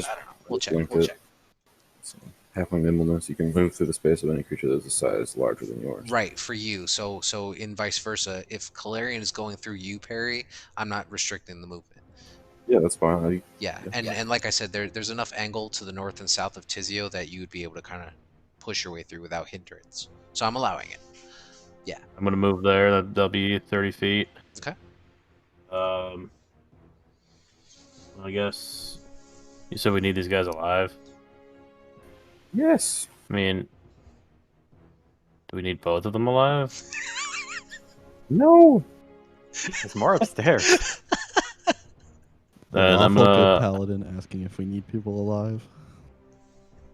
Well, I mean, the way I see it, lawful good one at that, is it? You rushed in, Calarian, Chaotic into the good. room, and you saw that while one of the figures has started rushing towards the doorway, there's another one that is currently standing above what appears to be like 4 or 5 bodies that are just strewn about the floor. so from what I can tell, is these guys have murdered potentially innocent people. So I mean, them being alive doesn't really matter to me If the at game. this point. So I'm gonna huck a javelin at this guy closest to me. Okay, roll an attack. 20. All right, I actually have 5. disadvantage on. Yeah, it's fine. so- 25 definitely hits. 6 points of piercing damage as you huck that javelin straight into his body, and it just jabs him right into the abdomen, and he lets out this loud and almost drops his what appears to be like mace or maul or something, but starts to like pull the javelin out and just throw it onto his side. He's just extremely angry, staring at you. It's a Okay. crit. Out of curiosity, for futures reference, if I was to pull the javelin out of him after he dies and we're still in combat, is that an action or something? Yeah, picking it up in combat would be an action. Out of combat, it wouldn't be. Okay. You had disadvantage on, so it didn't count it, but that was a crit. You're right. It would have been a crit. Oh shit. Then that's So that would be 9 points of damage total. Oh, so you max damage on crits, I think it's a variant rule. or do you double Oh, you doubled the die. You doubled the sorry. dice plus the modifier, so his die roll was a 3, turns to a 6. Nice, yeah, good catch. Hurts him a lot. He's still really angry at you. That'd be all he wants. I don't give a shit about his feelings. Anything else you want to do? No, that's it. All right, Eva. I am going to move 30.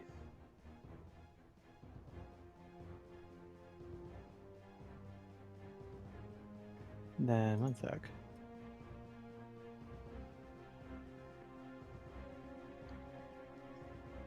Oh yeah, I don't have to be able to see him. Ellis, fuck, squish something's head. Bardic Inspiration die for you. Okay, yeah. Ellis, go ahead and take a D6 inspiration die.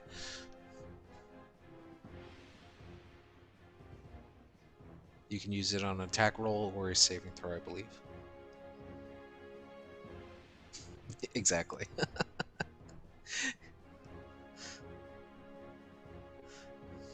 Anything else, Eva? No, that's it for me. All right. Tizio. You watch as Perry rushes in behind you and says, "We need him alive." Calarian just immediately chucks a spear into one side. I'm going to run up behind this guy, Okay. and I'm going to do the help action by I'm going to try to distract him, and I'm just going to say, "Why would you kill me?" Make a performance check It's at amazing. disadvantage. Or you know what? I'll give you a straight roll because you're invisible.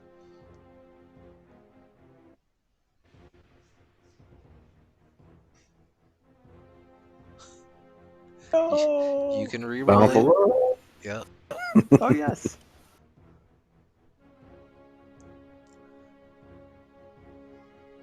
Okay. I will say yes. You can. You are currently using the help action for this round. All right, and now that'll be the end of my turn. Yeah, although it's your reaction. Yeah. Okay.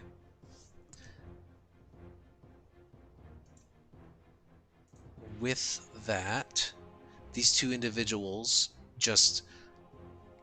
There's a bit of a menacing look on their face, and you can see that they kind of are assessing the situation. They're seeing, oh, it's 4-on-2. They're not thinking it's too big of a problem. You watch as one just kind of darts up towards you, Calarian, because you threw a spear. He's going to go ahead and take an attack on you. Let's see. If this one is within. Okay, yep, and they get pack tactics because his buddy's within. Actually, no, he would end up hitting you here, Ellis, because of his pack tactics. So he's just going to rush up to you, Ellis, and he's going to go ahead and use pack tactics to gain advantage. And you watch as he's going to swing. He gets also multi-attack. He gets to make 2 attacks with his mace. So a 20 to hit on the first one.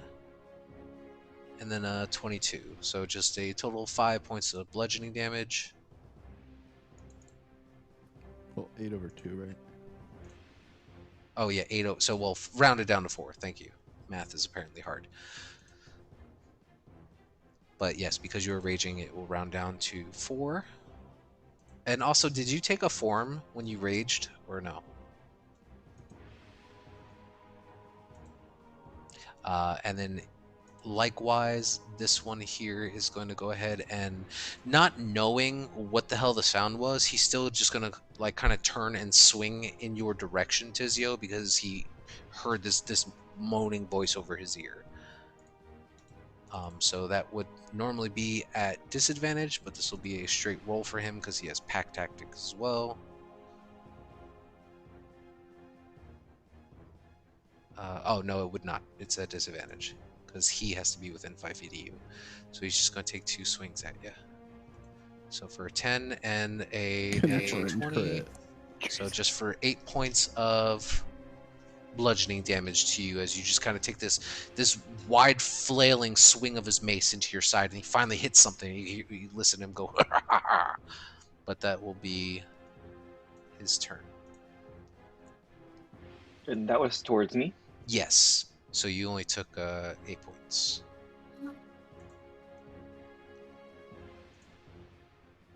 So I'm gonna try. Can I see through Perry? Spiritual door? weapon does not flank, correct? Yes, you can see because you're taller than him, and I have no idea what a confirmed crit is. Anyway, so I can see. In that case, I will just. Well, what armor are they wearing? If I can tell. At a quick glance, you're seeing like some brown leather or something. You're not entirely sure. Okay, so it's not like obvious full plate or something. Cool. Correct. In that case, I'll just I'll launch a firebolt off at the one straight ahead of me. A firebolt. Yeah. Okay, I had to check. I had to check because you have a necklace. Oh, 15 does hit though. Straight across from you. Yep. Excellent. That will indeed hit him as he just gets cindered in the back and a large singeing sensation on his shoulder blade. And I'll shout out, surrender or die. Very noted. Ellis.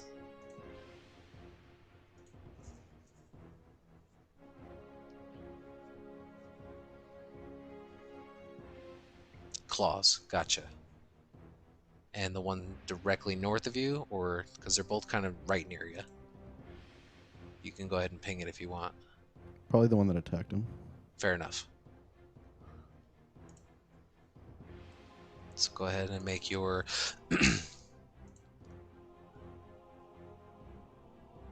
what? No, you do not get advantage for the flanking of the spiritual weapon.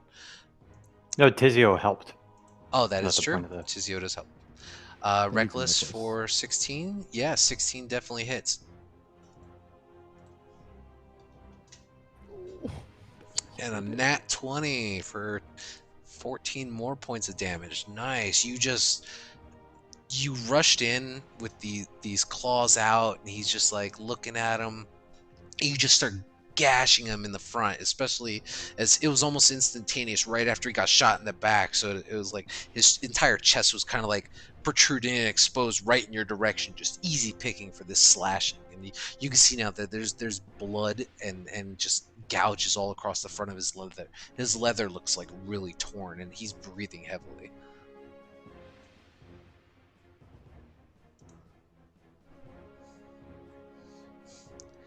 Only when used correctly.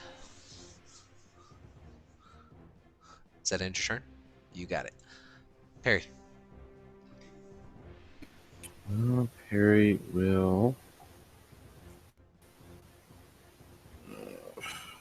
Fighting on what I want to do. You know, screw it. I'm gonna just hit him. Okay. Moving range. I would say you do have advantage.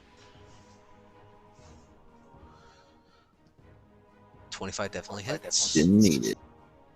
For 6 points. So with the fireball and just him getting gouged in the chest, you just kind of rush up and swing towards the back of his head and upper back, and it just completely, like, it removes a bit of his like upper back spinal column part, and you just see this mace just rips out a large chunk of his body, and he just completely collapses to the floor, not breathing. Yes. And then bonus action, I'll use my spiritual weapon on the other guy, doing non-lethal damage. That might not hit. 14 will hit. Ooh, nice roll. Another large thwack on the top of his head as well, as you can see now that he's looking really hurt, and you can see there's a look in his eyes. It's like, there's more of them than I thought. But he's still standing there. Yeah, that'll be my turn. Okay. Calarian.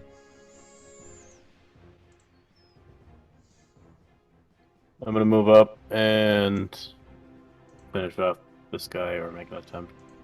Okay.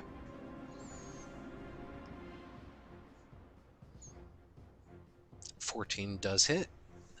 How would you like to do this? Do the choice. Stab in the face. Yes.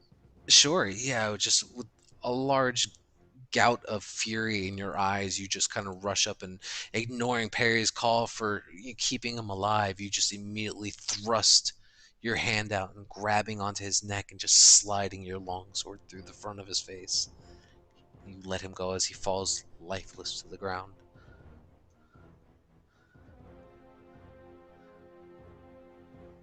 But he is no more, and he is now just collapsed on top of the remaining bodies of what appear to be servants and the like that are strewn about. I hope there's more of them. Otherwise, we have a lot to answer for here. That will pause combat, and we will take a quick break as we press on through the rest of this manner. Sound good? We'll be back in about 5-6 minutes. Yep. All right. See you all then.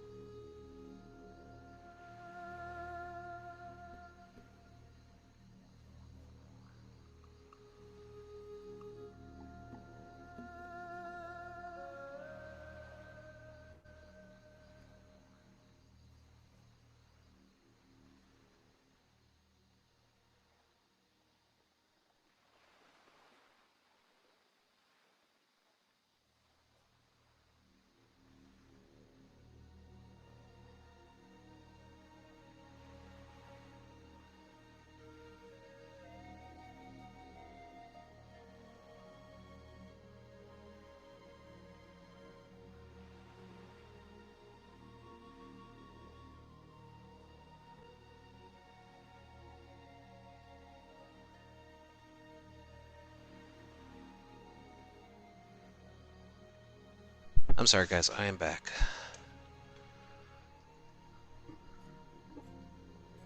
Everybody else back?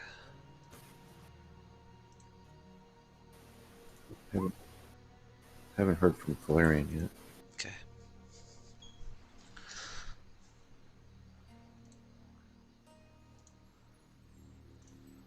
Took a little longer than I wanted it to. My apologies.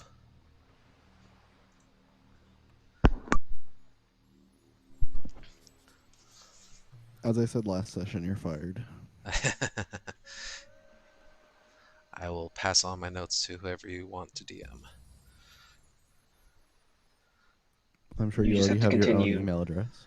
I was gonna say you have to continue DMing until we find the replacement, though. Sure. Good luck finding someone as creative as I am. Galarian, you back?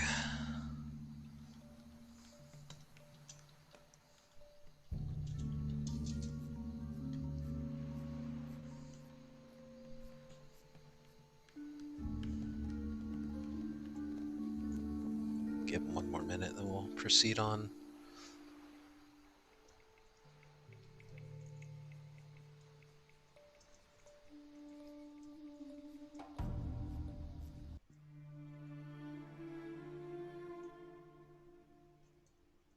Okay. So, as you all kind of stand there assessing the situation of what just transpired, you see that now there are multiple bodies strewn across the floor here. All appear to be some form of servant or something of the like, aside from these two rather large, rough individuals that are now bloodied and lifeless on the floor beneath you. You can see that there are two rooms on the western wall of this large grand hall. You can see that there is a large mantle with a family portrait that is currently hanging above the fireplace, and you can see that there is there are two sets of double doors to the north, and there is a large grand staircase that leads up to a upper level on the west. Can we hear the fighting still? You do. Then that's where Perry will head. Okay. Yeah, same here. Yeah, All I'll right. follow them. Okay. So as you all collectively rush upstairs, let me go ahead and reveal. You guys will have to scroll up to the upper part of the map.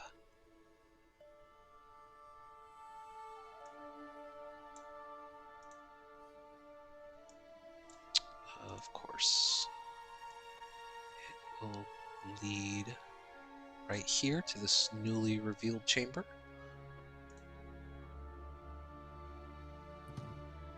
Up at the top. Yeah, put yourselves probably on the stairwell or something, because as you guys rush up the stairs, you see several things as you guys are immediately coming up the stairs. You see that there are 3 more individuals of similar stature and robing of these black cloaks, currently in mid-battle with 3 what appear to be guards of some sort that are just locked in combat, just taking swings at each other. There's a lot of shouting and commotion going on right now. I actually need everyone to roll initiative one more time. Oh, yeah. Right Well, as you I guys be able kinda to see roll. their I wanted to cast something quick. Unfortunately, no. A 2, even better than last time. So as you all charge your way up the stairs, let me get these guys in the tracker. Not sure if you heard DM. Their health bars are showing. I'm not sure if that was intentional. Oh, no, that is not intentional at all. They should not be showing. Don't know why you can see them. Not a healthy bunch. No, they're not. Uh-oh. I should not be frontline. Ellis, switch with me. Too late. I mean, do you see numbers or do you just see health bars? We just see a bar. Yeah, no, just a no bar. exact I'm number. getting rid of them. Too late. Already wrote them down. Yeah. Let me just double all their stats real quick.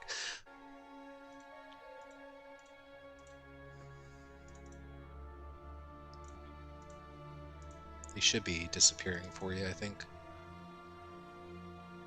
Hey, can Perry do help Talum out with that initiative roll or no? I can. Technically can. Yeah. There's a lot about to go on, so I'm going to save my reaction. Sorry. Okay. Do you guys still see the health bars? No. Excellent, thank you. Do you see any other bars? No. Yeah, the only one I see is above Eva. That's about it. Oh, that's true. Eva, what is your ace or your dexterity? 4? You go before me. Dex mod is 3. Well, actually, no. I'm going to leave the health bars above everyone because you should be able to see your allies. At least know when they're looking hurt. Let me get this other one up so I can roll them into the initiative as well. How's your initiative 4 if your dex is 3? Bard half proficiency bonus because it's something you're not proficient in, but it's a skill check. Oh. So we got Perry, Eva, Talum, Tizio, Clarion, Ellis, and... Did I miss one? Welcome Yeah, to I the life did. of the bards. Yeah, I suppose that's not a bad thing to have. Jack of all trades is great. There they are. Yeah. Okay. So, as you all immediately rush up the stairs, you are caught right in the middle of this fray. Ellis, what are you doing? I'd say your rage is still up because it hasn't been too long.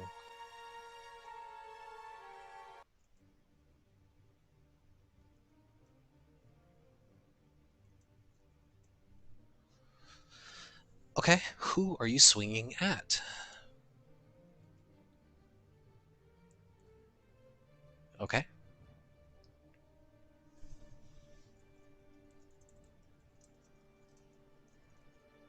Just for my knowledge, there's 3 guards and 4 of the ones with like the Yeah, you black can robes. see you can see 3 guards in what appear to be like this some kind of like splinted armor or something like that. It's just there's bits of metals and stuff versus these 3 black robed individuals that are all carrying what appear to be like some kind of mace or something. But yeah, you Ellis, you kind of rush in and you just immediately dig into the claws of the individual right there, and you can watch now as they're in the midst of fighting with these guards, and you hear the guards shout out like, "Hey, what the hell?" And they see you start gouging into the back of one of these individuals. Both will definitely hit. So 12 and 7. 19 points of damage. Nice. It's a huge chunk. This guy is looking really fucked up from you just kind of like back attacking him. Which one did Ellis hit? This one here. Yeah. Well, that will bring us immediately to their turn. Yes, there's a doorway to the south, and you can see just from a quick glance around the room, you can see that these 2 guards on the eastern wall appear to be blocking some sort of a large double doorway. And then to the south, you can see that they are also, the guards are in the process of, this would actually be inverted. You can see that this black cloaked individual is blocking this doorway to the south. Not entirely sure why. See if I can reveal that a little bit better. But that will bring us to these thugs of sorts. The one that you swung at is immediately just going to continue to barrage the guard that is currently blocking the doorway. So he's going to go ahead and make 2 attacks at advantage.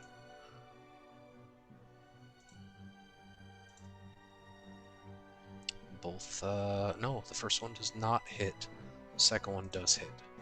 You watch as there's a wide roundhouse of a swing from his mace as he clacks into this one, blocks it with the shield at first, but just still gouges him enough with an impact to see a spout of blood. The other one is going to make a similar attack against his opponent. And only one will hit as well.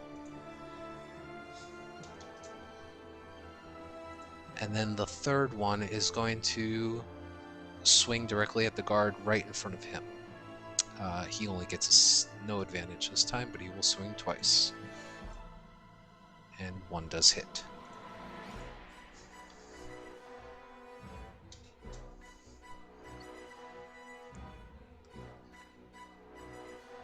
Okay, and that will end their turns. Eva, I don't know why your name doesn't show up. Oh, I don't know. But regardless, it is your turn, Eva. I'm gonna, looking at this guy here, I'm going to scream out, "Hey, shit for brains, we killed your friends downstairs. You're next."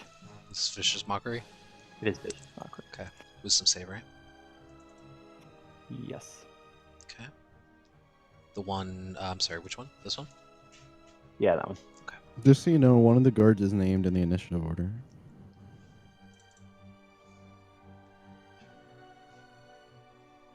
Oh, It's one of them. Oh, it's the nice let's ones. remove him. That's fine. No. Oh well. He's a 7. I screwed that up.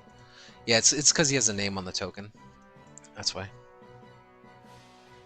Sorry, I didn't mean to cause you. No, you're good. trouble. I will just throw him back in there. Put him back at a 7.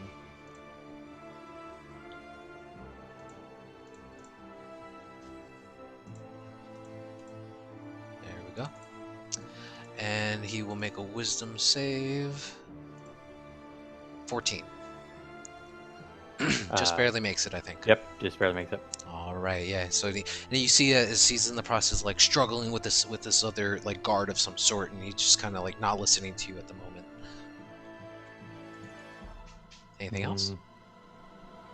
That's it. I'm gonna take a little step back, and that'll be it for me. Okay. That brings us to the guards. You can see that they're wearing these elegant like. Oop, I got skipped. Oh, did I? I'm sorry. Go ahead, No Barry. worries. Go ahead, Barry. Perry will cast Calm Emotions. Ooh. And that can each 20 humanoid foot has a radius. 20-foot radius. So For literally everybody. Interesting. Okay. I would say that our team doesn't need to make it, but I don't think you can choose. you're right. But I mean, I would be making them indifferent to themselves. Or... Yeah. Let's see. So you're trying to suppress it. Charisma saving throw. Oh, no, they can fail if they want to. But yeah, so it would have no effect because they're calm already. Except for Ellis. I imagine Ellis, are you trying to fail it? It would drop your rage.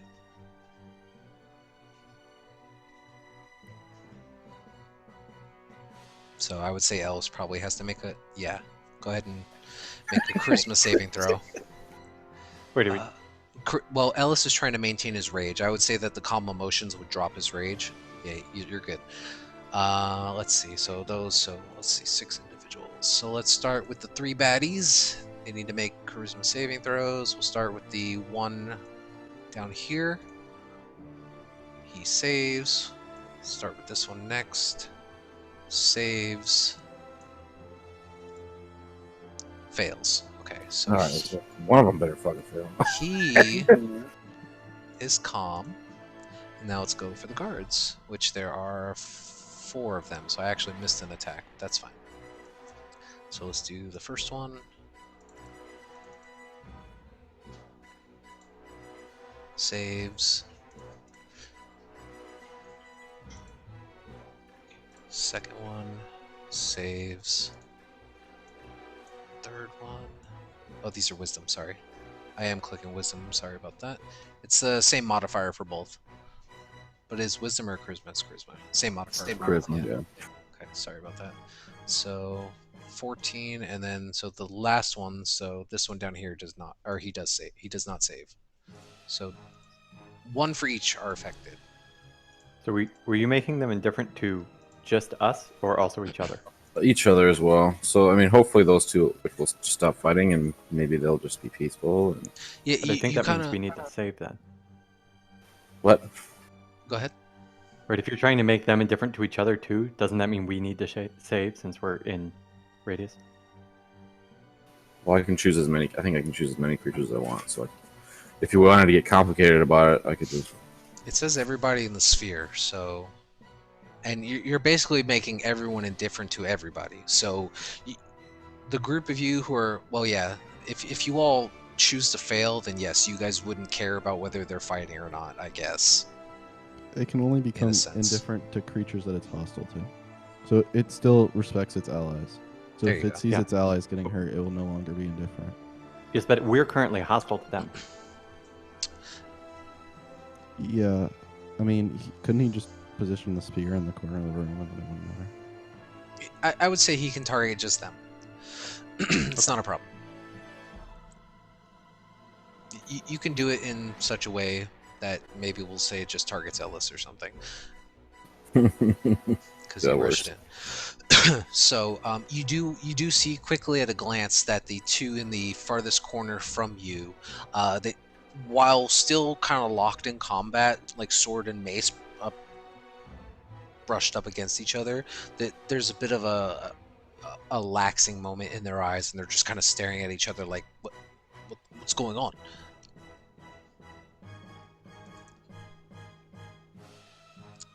Is there anything else you wanted to do? Is my spiritual weapon still around, or? Yeah, probably for another like 30 seconds. But it's downstairs. Oh, okay. Then I guess no point. I mean, you could start moving it. Yeah, if you think it'll make it. It won't make it up in this turn, but it's still here, so... let's see if I can actually drag it. For some reason, it won't let me. 5, 10, 15, 20... You can move it 30 feet, right? I think it's 20 feet. Just 20? Okay. Yeah, we'll say it moved up 20 feet closer. It's on its way. Sweet. Okay.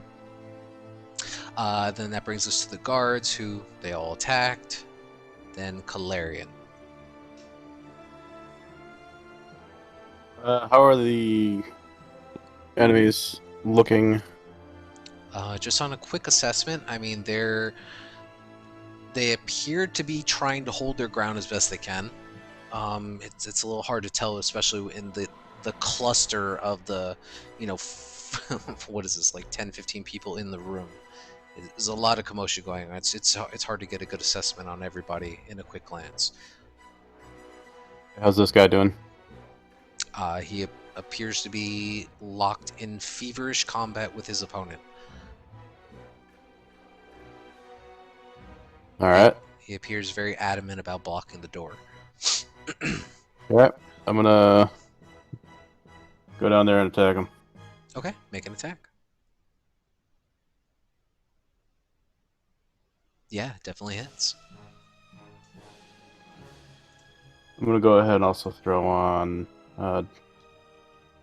Divine Strike, Smite. Okay. That's what 2d8. Yeah.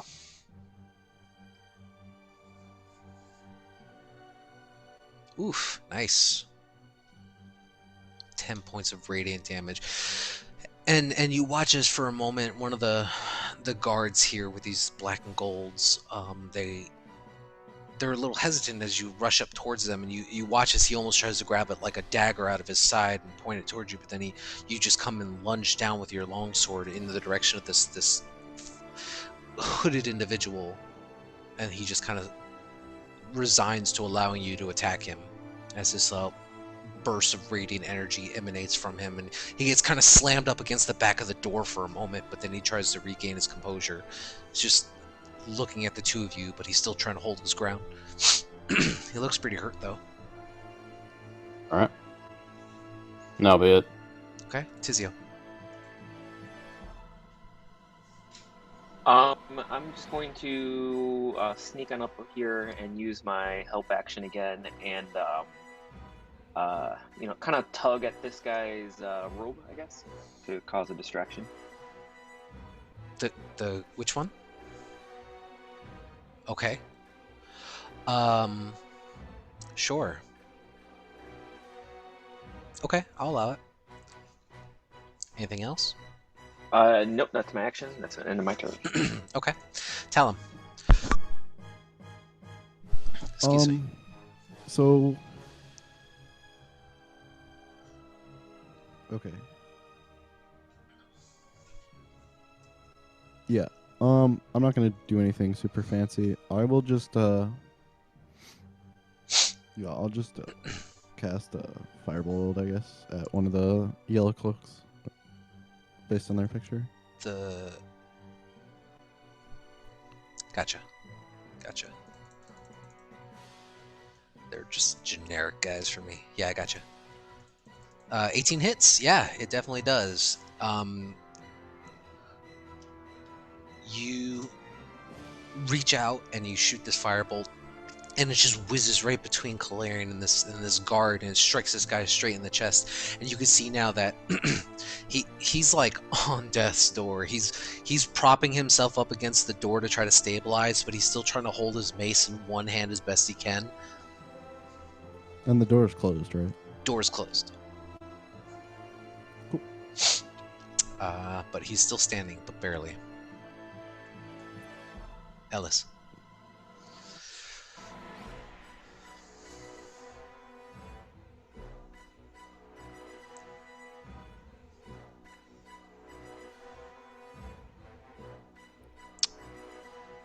Yes.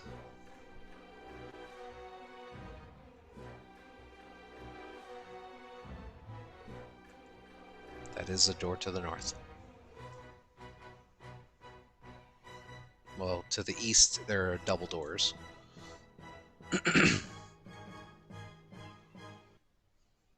Okay, yeah, go for it. Rolling one attack definitely hits. Are you doing 2 attacks?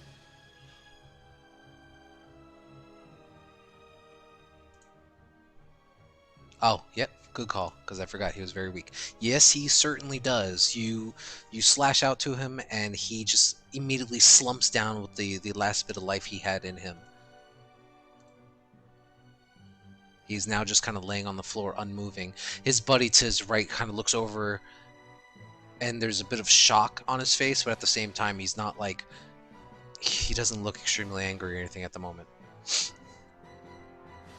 Okay. Yeah, go ahead and make an attack. 20 definitely hits. Yeah, you just kind of lash out again, just reaching between these two guards to the best of your ability and just chunking right into the center with the tips of your claws, and it just, you watch as the last bits of air just kind of escape his lungs as he slowly starts sliding down to the door, unmoving.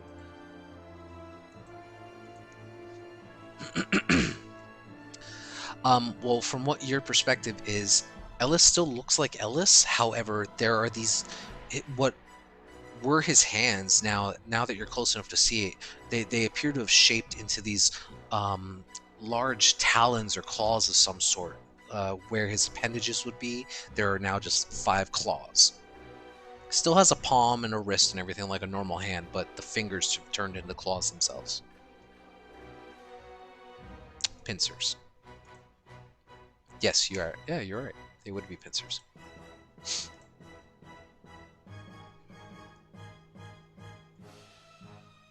You staying where you are, Ellis? You moving anywhere? Okay.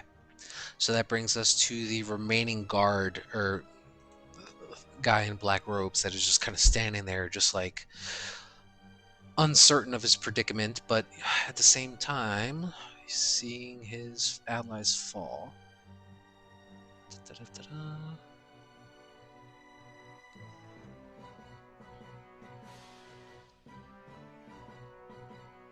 Creature fails. Choose one of the 2 effects. You can suppress the effect of the target being charmed. That's not what you're doing. You can make a target indifferent about creature of your choice that is hostile, that it's hostile towards. Yeah, it's just, he's just kind of standing there. There's no end condition for it.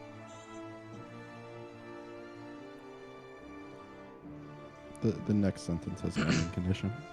Hmm? Oh, well, right, if he gets attacked or something.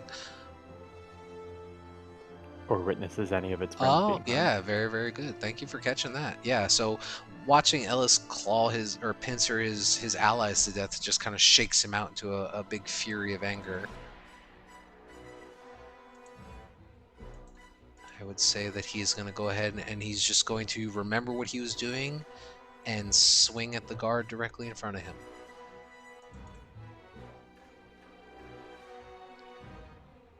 Yeah. These will be 2 normal attacks. And only 1 will hit. But he took a big chunk of damage. And that'll end his turn.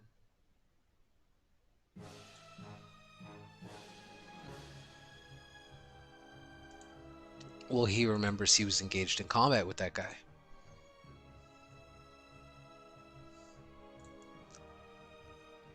Because they were still braced up with weapons. But, Perry, it's your turn. Perry will try and knock him out with some non-lethal damage here. You bet. Let me get that token out of the way.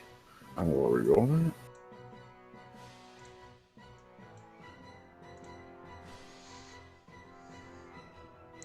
Okay, 7 unfortunately misses. Oh no, 16 is what you rolled. 16 hits for sure. He stumbles a little bit and gets kind of shoved up against the wall as your smaller form just kind of rams into him, but he still appears to be holding steady, locked in combat for life and death with this other guy. And then I'll use my bonus action to move my spirit weapon closer. Yeah. Just as a thought, though, because it's concentration for the calm emotions, your spiritual weapon would have dropped. Spiritual weapon isn't concentration. It's not? No, it's not. Oh, well, never mind. It's moving up. Excellent. It is now broaching on the staircase. As you see, it's now slowly starting to hover its way up the stairs. That's my turn. Okay. Thank you for clarifying that. Eva.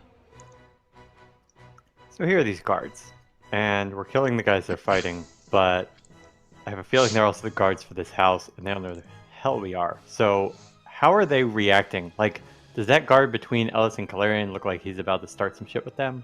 Or is everyone's attention on the remaining other dude?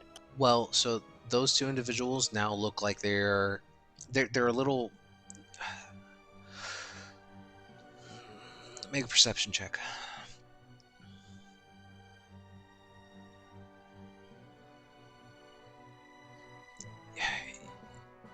You're not entirely sure. Like at this first glance, I mean, they watched you guys charge up into this chamber, and they saw you attack these hooded individuals. But there's a bit of startle and commotion between them right now. It's a little hard to make out what their intent is.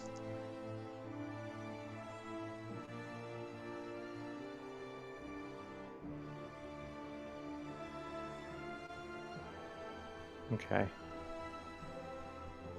I'm thinking maybe we do.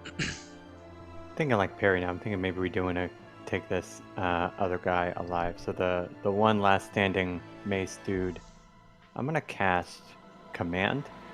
Okay. And say drop to try and get him to drop his weapon. Okay. And that is a wisdom save.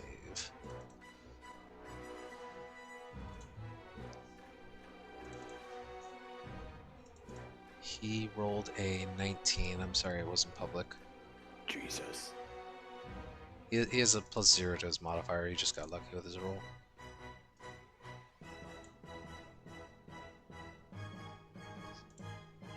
Maybe shout out. Leave him alive. Yeah, he rolled a 19, but it was private to the GM. But yeah, I'll shout out.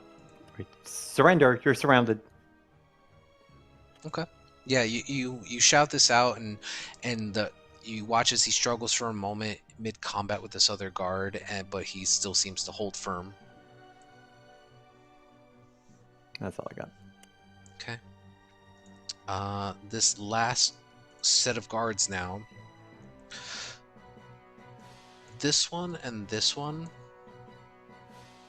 are gonna like turn now, and one here is gonna turn it, and he's gonna point his sword at you, Calarian, and he's gonna shout out like, "Don't move!" And the other one's gonna kind of just do the same thing to you, Ellis. And then these last two guards are gonna take attacks against this guy. They get multi-attack too. Duh, should have known that in the first place. Probably would have ended faster. So 19, 15. Yeah, that'll do it. They do stupid amounts of damage. Yeah, That's good to know.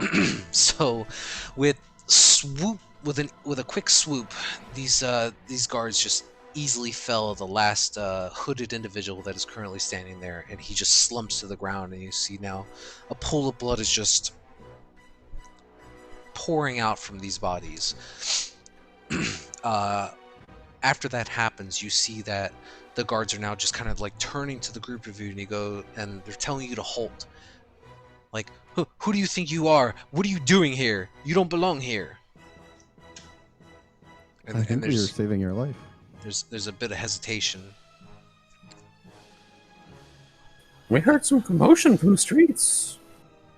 The gates were wide open. We're with the Order of something. Clarion, what Order of something are you with? Perry, make a deception check. I believe it was called. It's the Order of the Goody Two Shoes, if I recall correctly. The Order of the Gauntlet. Oh God.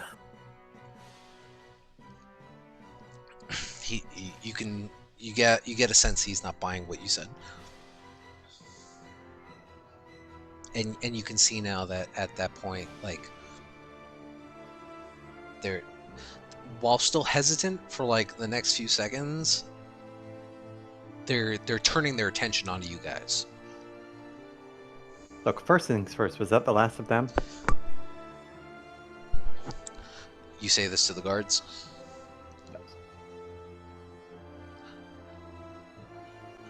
For all we know, you're working with Erstal as well.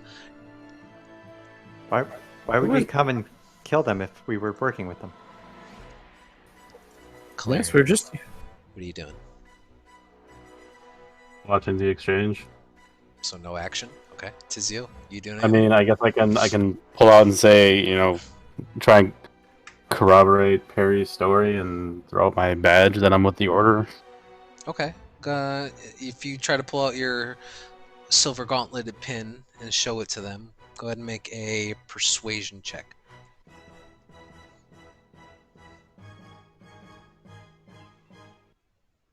Ooh.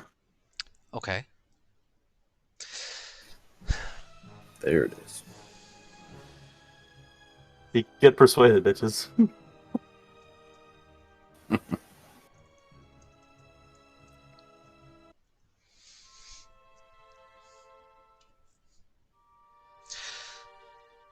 That bit of tension that was there as you saw you Perry, you saw that the two guards were right about to start swinging at you. The one of the guards just kind of turns to them and says, give me 1 second. Jeweler, Curtis, hold your swords. This one here says he's with the Order of the Gauntlet. And there's a brief moment. And then you watch as a third one, this one here, he shouts out, "By the gods, I forgot! Lord Garland!" And you watch as he kind of like takes his foot and he like shoves the dead body out of the way and he starts trying to like open up the door to the south here. But it is locked. And he's like trying as best he can to like shove against the door. Tizio, Ava, I want to lend him a hand. Tizio's.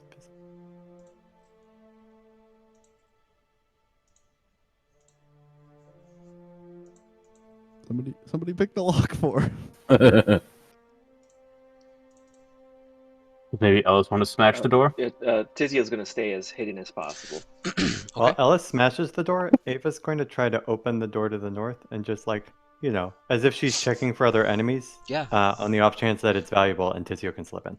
Sure. You try to open the door. It is locked. I will pick it. Okay. Make a check with your thieves' tools. Dexterity.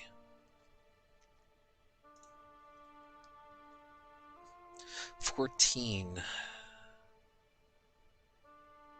You try as best you can to pick this lock as quickly as possible.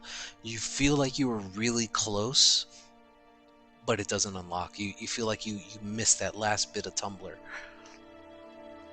This would be in what are you trying to bash it in or push it open?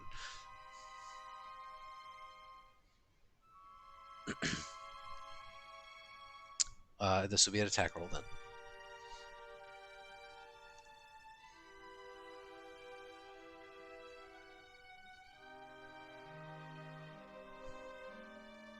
Okay. You kind of push this guard aside and you take a big like overarching swing at the door like a baseball bat. It doesn't move. It dents in a little bit, but it appears to be, you get the sense that the impact on it doesn't have the force that you want.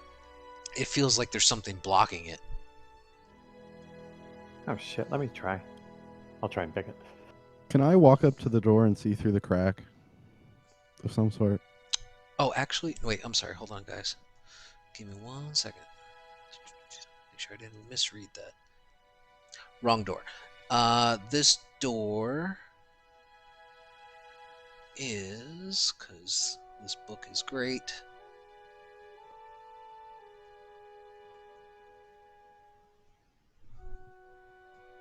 No, this door is not locked. I apologize.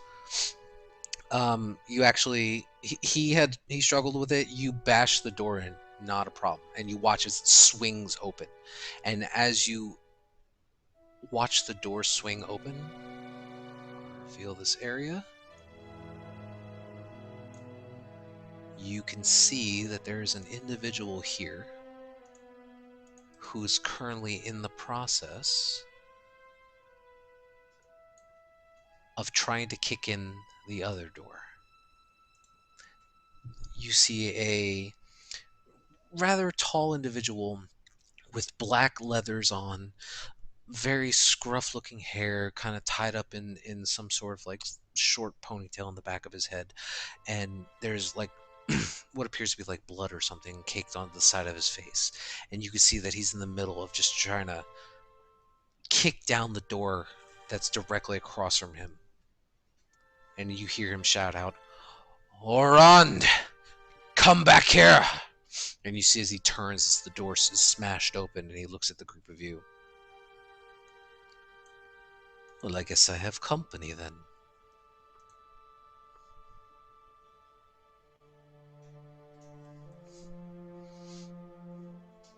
He just kind of like chuckles at you.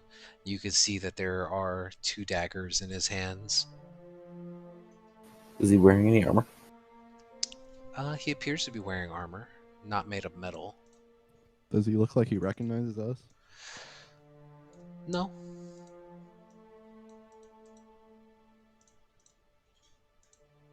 He just need some kind of help? Of course.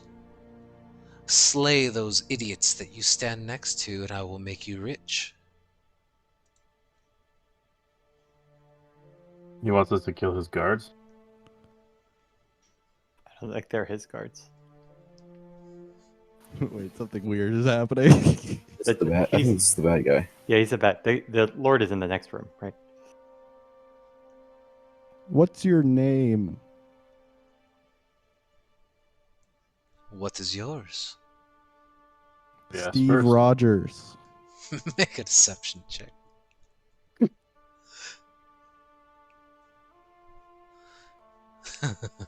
He laughs and he says, "As funny as that may sound, these imposters have tried to overthrow my house. My name is Orand Garland, Greyland, Lord and Protector of this manor, and these individuals that you stand next to are not really guards. Uh-oh. Help me break into this room that this fool has locked himself away in, and I will pay you a fine sum after you get rid of these individuals." And you can see right now that the guards are standing there in the doorway kind of looking over at you, and they're pointing at this individual and they're yelling, "He's a liar! That's Erstal Floxen right there! Get him!" Yeah, make an insight check. Yeah, inside checks. How many of us can make an insight check? You get an insight check. You get an Only insight had check. somebody had Zone of Truth or something. I do have Zone of Truth. If we want to use that. We should probably use Zone of Truth. But I mean, technically he'll know, so I don't know. I mean, these dudes killed all the servants. I mean, if he knows... I guess I don't really know how Zone of Truth works. I mean, if he knows, does that mean he can still lie? Or He can cannot fight it. admit. He cannot openly lie. He can't say. He cannot say anything, but he can't physically lie. But in the end, yeah, he will know that it's there regardless, I think. Yeah. And if he saves, he can lie. But Perry knows when he saves because Zone of Truth is awesome. then, I mean, you could trick him into saying... Does my insight check reveal anything, I guess? Go with that. So, I mean, are all of you trying to insight? What are you guys trying to do? I'll insight too, I guess. I mean, you can. You're all kind of standing there in this large open chamber, looking into this smaller room, and he's just standing there. He has 2 daggers in his hands, and he's just like his back is to this door that's behind him that he was trying to kick in, and he's just calmly trying to tell you that these are imposters. Do you walk into the room with him? Sure, I will. Okay. You're gonna get stabbed. That's fine. Stand Can back. I like? Does he look like he has an illusion? You can make a perception check. Oh, perception. That's so sad. Calarian, in the thick of things, it's definitely a little confusing, especially for him to be. He seems to be holding himself well. you're not entirely sure if he's lying or telling the truth. You've never met Oron Greyland.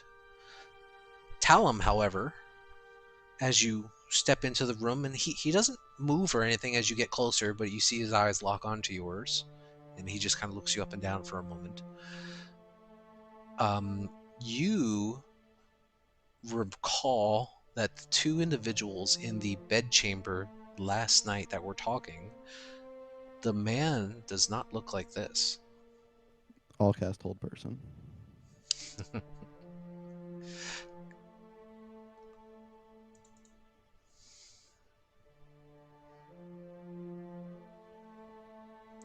This is a wisdom saving throw. Is Tizio still invisible? Yep. Yep. Huh.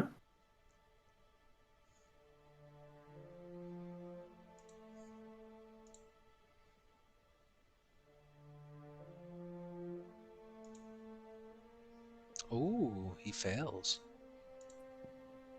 Well, boys, we got him. Mission Got who? accomplished. I don't know, but Someone? he's not the Lord. You watch as his body kind of locks up momentarily, and you see him say, "This is a mistake." So since he's all locked up, I will cast Zone of Truth on him, though. Okay, that is a wisdom or charisma. Oh, looks like Charisma Charisma. saving throw. Can we move towards knocking him out? And disarming him and then interrogating him? Can't you disarm him while he's held? Oh, Yeah, I you can. guess. That's Probably fine. shouldn't knock him out before you interrogate him. He failed that as well. Does he? I don't remember if he knows if he fails. I mean, Well, every 6 seconds he gets a save on paralysis, so maybe someone should tie him up. No, he's a affected creature is aware of the spell. So it's a pretty big AoE, so I mean, tell him you'd have to make it too. Oh, yeah, sure. I'll try to fail because why not? Yeah, I can. Wait, is it charisma? yeah. Well, it was a 20 anyway, so. So you're I allowed to can lie. Yeah, And only I know that. that's true. Somebody want to hog tie him? Sure. Who are you really? He doesn't Speak say your name. anything. He just glares at the two of you. Why are you here? You gotta catch him. to If he take- knows. To take what is rightfully mine.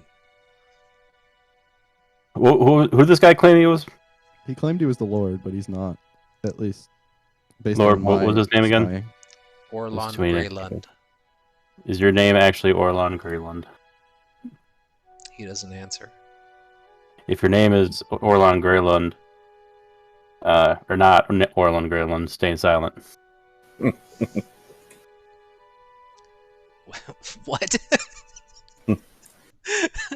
If his name is not Orlon Greyland, stay silent. This is ridiculous. I realize now what I said doesn't really make sense with the Zone of Truth. Yeah. So, This is ridiculous. Let me That's go. true.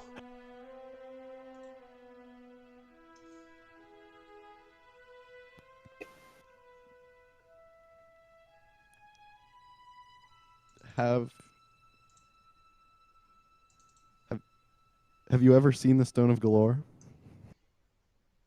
What's your DC, Talon? 15.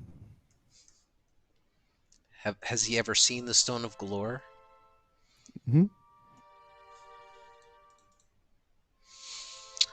do I need to roll something to tie him up? I mean, what are you doing to tie him up? Rope?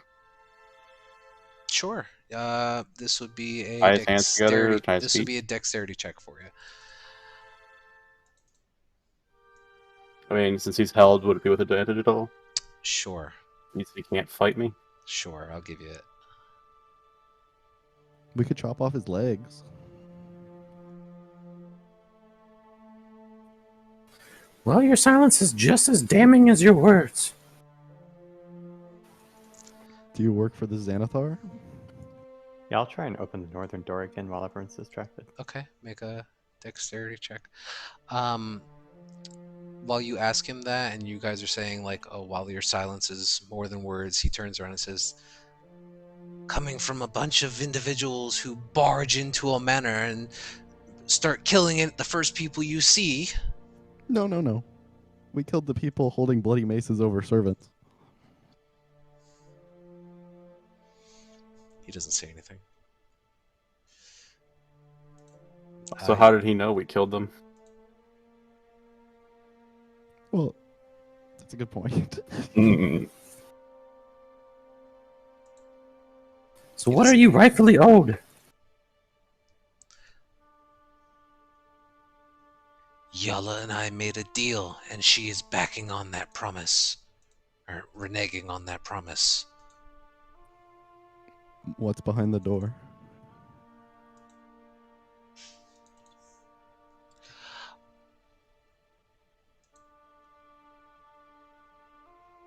It looks like he's no longer held. Yeah, he's no longer paralyzed. Too bad he's tied up. Sure.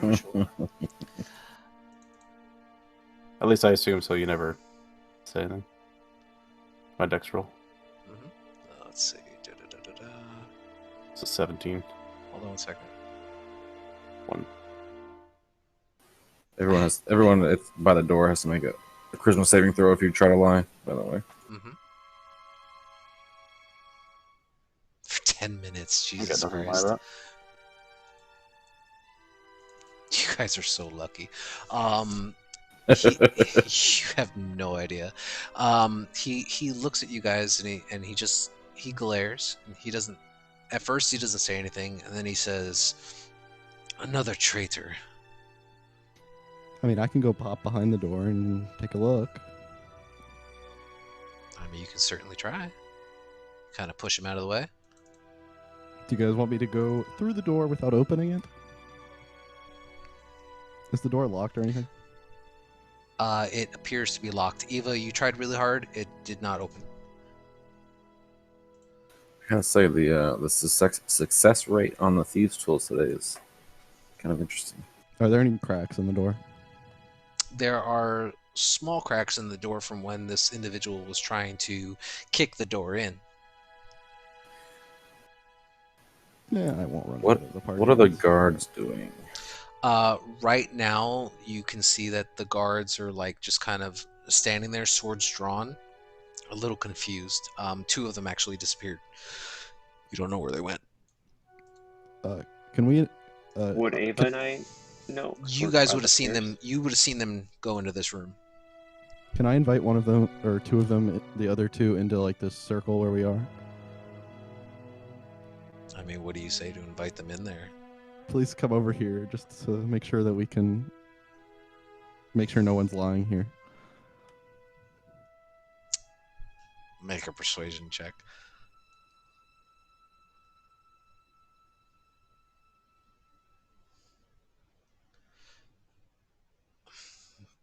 One of the guards kind of looks over to you and he says,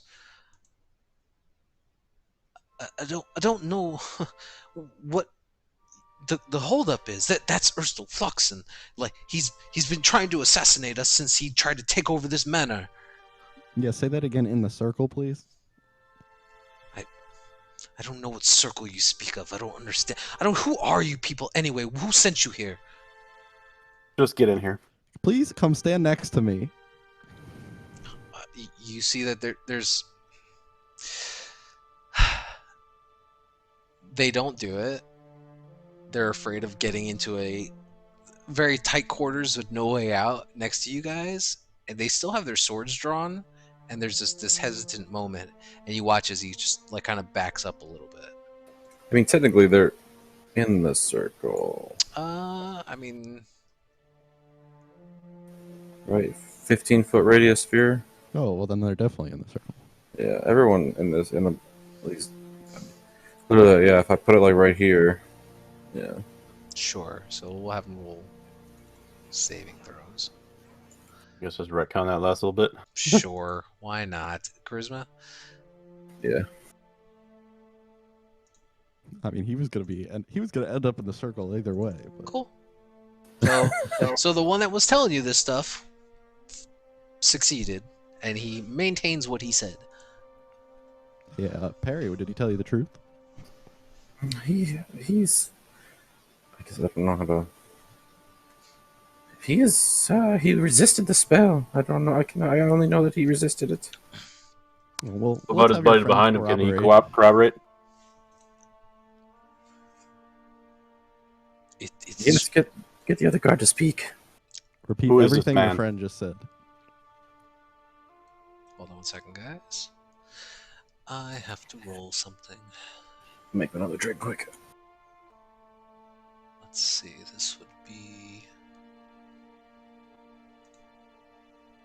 Oh yeah, so good. Okay, so in the midst of you guys looking at the guards and everything, and trying to talk to them, what you don't notice is that while you guys didn't remove the daggers from his hand, he turned them around. Who did? I don't. I think we talked about it. I don't know if we actually said we're gonna do it though. God damn it! So he used the dagger to cut the rope that was binding him. Okay, I might have to disagree. If I'm binding his hands and his feet, hey, look, man. I mean, realistically, what I have to say, I'm gonna remove the daggers from his hand instead of just like, I'm gonna leave him in his hand so he can easily cut these ropes. Sure, but you didn't bind his feet because you didn't say you were binding his feet. If you removed the daggers, fine. I didn't hear it, but it's fine.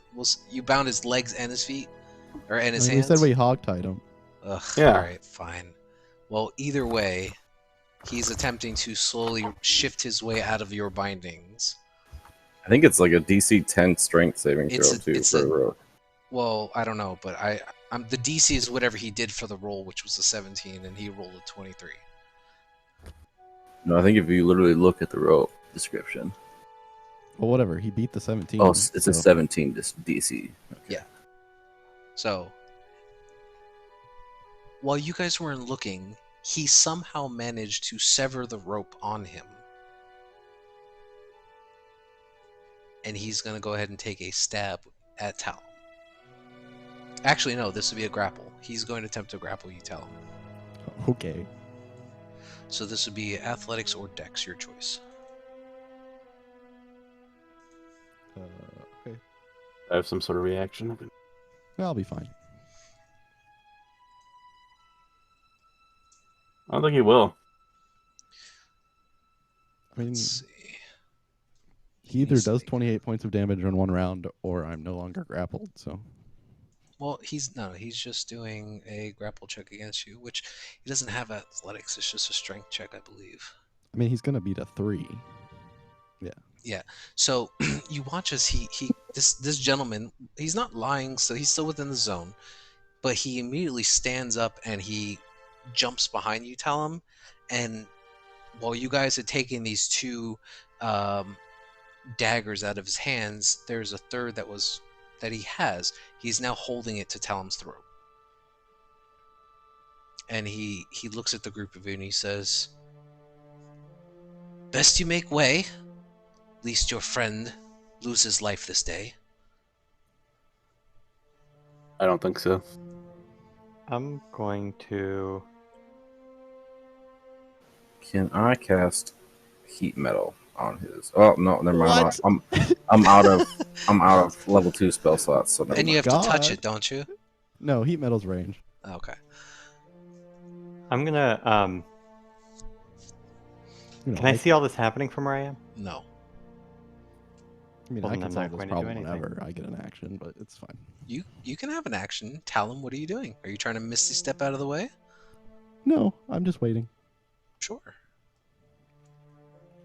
Hmm. An NPC's not going to sit there idly and not try to break out of bindings. Yeah, of course. Yeah. But either way, so you have the two guards that are not sure what to do, and now they're starting to step in closer because they see that this gentleman who they're accusing to be Erstal is now holding someone hostage. Would you kindly answer our question, guards? This man does not belong here. We told you he's a Zentarum spy, and he is sent here to destroy our house. Is this the one that passed the save or failed the save? You don't know. But Perry does. Well, which one of these two is talking? This gentleman. So well, he's the one that passed the save. Yeah, we knew he resisted. We want his buddy to corroborate it from behind. He shifts over to the side and he says, "That man is Erstal Floxen. He's trying to destroy this house." And he's in the zone of truth? He's telling the truth. Yeah, he's... All right. He's just in it, yeah. Good enough for me. Are you guys doing anything? Well, I'm going to just step aside because he's got a dagger to his throat.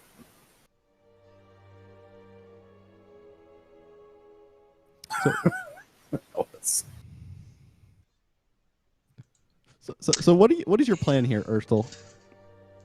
Hold on one second.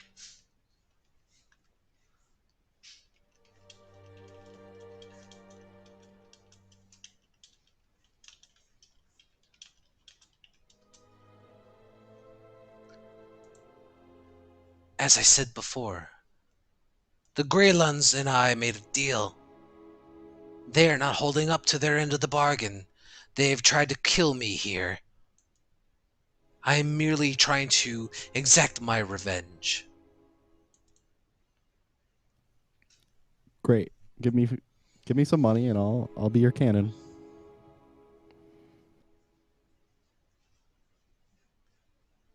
Get me out of here, and I will pay you what you ask. Sure. Let's walk in a direction. But first, you got to lower the knife. If we're gonna be business partners, this isn't how it's gonna work.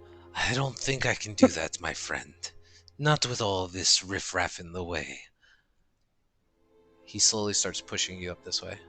Do you guys try to slide out of the way for him? Very well. I'm thinking. Ellis?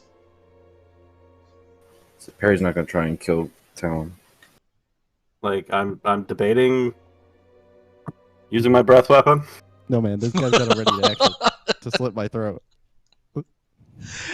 Okay, so I gotta ask then. Yeah, so that's like what? I've never been in a situation like this. Can he like literally just slit his throat and kill him right now? I mean, it would deal damage. Okay, but he still have to do death saves and stuff. So realistically, I can just heal him and he'd be fine. 5e mechanics, yes. In a real life adventuring situation, you have no idea. Being kidnapped seems fun, but just let it happen. Realistically, we are not in a real life situation. But we're supposed to act as if it were. Otherwise, I can't hold. To the party mates. We're living in a world where we can just be like, just resurrect him. It'll be fine. I give some thumbs up to the party mates. We're going on a trip. This will be fun.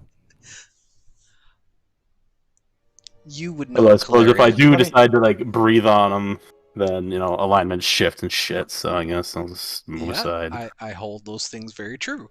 But you would also know, Calarian, in just quick hindsight, that it is not a matter of, oh, this guy died, we bring him back.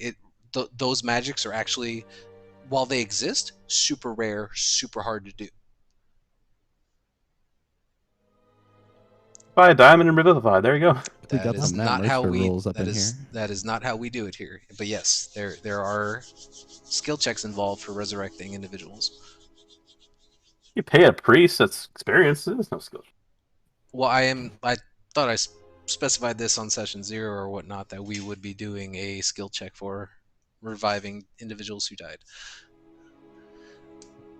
This will be fine. Just let me be kidnapped. Let me know when Ava knows what's going on. I apologize. Yes, so as you get closer to it, you do now see that there appears to be a great deal of commotion going on and shouting coming from that room. You can't really see too much because the guards are kind of blocking the way and Ellis is standing in the doorway. But you see that you can just barely make out that it looks like Talon is starting to make his way through. Ellis, are you shifting out of the way? DM, I don't know if you saw, because I didn't want to interrupt a little bit ago. I wanted to try to open the side door. while everyone was these doing doors. their stuff? You attempt to place your hand on it, and one of the individuals he looks over in your direction. Oh well, you're invisible. It's locked.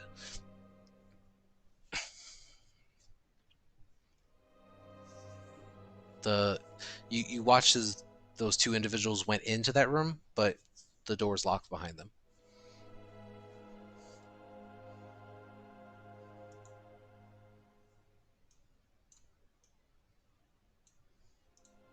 Can I cast Detect Evil and Good on myself? Can you throw that up there for me? Yeah. Okay, so Ellis, you're sliding out of the way. Okay, so he's just in the process right now of slowly shifting him and Talum towards the staircase. Okay, as soon as I see them, Mm-hmm. Dave is going to say, what exactly is your end game? So we're going to do roll a d6. He isn't off chance by any of those things on the list. I'm checking it right now for you. Oh. No, you do not get any sense of these individuals from anything in the area. Darn it. You're gonna Grovel. cast command for him to grovel. You're gonna get my neck sliced. Mm, Probably should have sliced my well, neck. if he kills you, we're just going to kill him now anyway. It's a DC 14, but he gets -2 on his save from Unsettling Words. So it's an action to do the unsettling words, and then an action to cast command. Bonus. It's a bonus action for Unsettling Words. Yeah, it's like inspiration. Sure, I'll let you do it. So he gets a -2 to his wisdom save. Yep. I kind of hope he passes. He failed. Aww. Cool. Okay. So Nice. he's on the ground now. He does immediately like seize up, and you watch as he lets you go, Talum, and he drops to the floor, beginning to grovel for the turn. Alice. Everyone just jumps him. I mean, do you? Barry's definitely gonna get on him. Okay. You trying to grapple him or hit him? I'm gonna grapple him.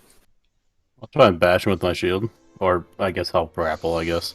Sure. So let's say, and Ellis is doing this as well. So you can either, one of you can make it with advantage, or the three of you can try. I'll let Alice do it.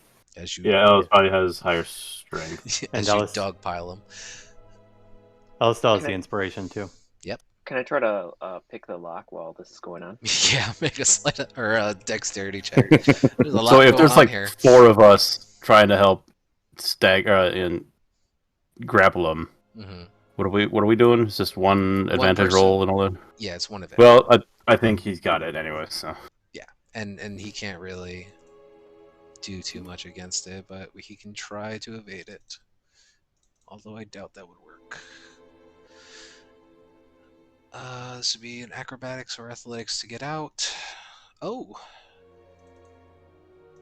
He actually was able to not be grappled fully. You try to grab onto him, Ellis, but he doesn't get a good grab on him. You could roll the inspiration. It's true.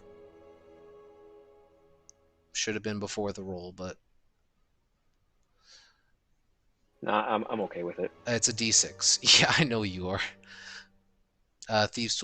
So you attempt to unpick this lock as well, Tizio. It does not appear to release, unfortunately. I'm gonna have to learn knock for you guys. This is funny. You can't pick a single lock. Okay. So yeah, you watch as Ellis, Calarian, and Perry try to dogpile onto him, and like in this fetal position that he's currently in, he just manages to kind of like stand up, like squatter style, and just kind of push you all back. And then you watch as he attempts to grab Talum again. I don't get an action. You are more than welcome to. Tell me what you would like to do. Are you running away from him? I would like to cast Hold Person on him again. Yes. All right, cool. This is good stuff, man. I mean, he might pass. He might, but I doubt it. Not at this rate. I still get movement. He's doing terrible with these saves. That acrobatics roll though, shit. I mean, he's a rogue, but his wisdom sucks. Yeah, he is held again. Great. I pick up a dagger and just put it to his neck. Definitely can do so with his own dagger. Actually, as you look at this dagger, you see it is faintly coated with some kind of like purplish liquid. Ooh. So it's poisoned. As are the two that you are currently carrying, Calarian. Well, that could have been bad. I'm going to message Tizio and say, Tizio, the room he was trying to get into. It's one more door for us to fail to pick, man. The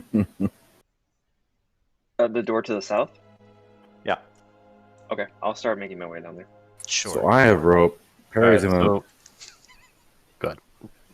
tie him up real good this time. Legs and hands. Can I help and give him like advantage or something? Sure. Go ahead. With advantage. This will be a What dexterity am I rolling check. now? It'll be a dexterity check. Okay. Straight. With advantage because he's helping you. Okay. DC is 15 now. Good to know. But he's still held, so I imagine he's still holding it for at least a minute. He gets a save every 6 seconds. So. He can. We've literally moved 10 feet, and now we're repeating the process. Will somebody go Can with the guard? you like watch him so if he starts moving again, like can I like lay him face down and shit? This is awesome. One thing at a time. I want to get him into some sort of situation where I can see if he's trying to wiggle out or cut out or something, so I can like Well, herb we have one stomp more him round into of the dirt. actions now that he's broken my spell, because it's at the end of his turn. You might want to step away though. No, I just pushed the dagger in. You stab him with it? Yeah. Make an attack roll. Dexterity. Yes. Am I proficient in daggers? Yes, I am. I think everyone's proficient in daggers. I don't think Wait, monks so- are. Plus something. Not enough to hit him. Yeah. Which is weird, I know. Actually, it'd be at advantage because he's restrained. And you already had it at his neck. 9. I mean, mechanically, according to 5e, it doesn't hit him. That is What? just Daggers The are work. fucking stupid. what are you trying to cut him with the flat of it? You hold the dagger up to his neck, and you nick him like barely with it, but like not enough to like penetrate or do any serious damage to him. However, you don't need to do serious damage to That was poison. a warning shot. It's not the. There hasn't been enough of a wound for the poison to seep in to try to take effect. So he didn't draw blood? Correct. I failed yeah. to slice him. That's what happened. Will somebody go get the city guard already? I just want to try grappling him because I'll help him grapple the guy, even though he's tied up. I don't even care. Tizio tries to pick another lock. Oh Ti- my god. Go ahead and roll another dexterity check with your thieves' tools. If you roll bad, your shit's gonna break. Just I so thought they you only know. broke on a natural 1. You have no idea how badly I just wanted to do the DM inspiration too. Well, then do it. Oh, Jesus Christ. Oh man. All right. Well, luckily for you, you start fiddling with these locks, and you notice that the door's not locked, but it's barricaded. I have to do Like you go everything to over grab on here. the handle and you turn it, and the handle turns freely. So you try to push it in, thinking, "Oh yeah, I finally unlocked something," to find out that it is heavily barricaded.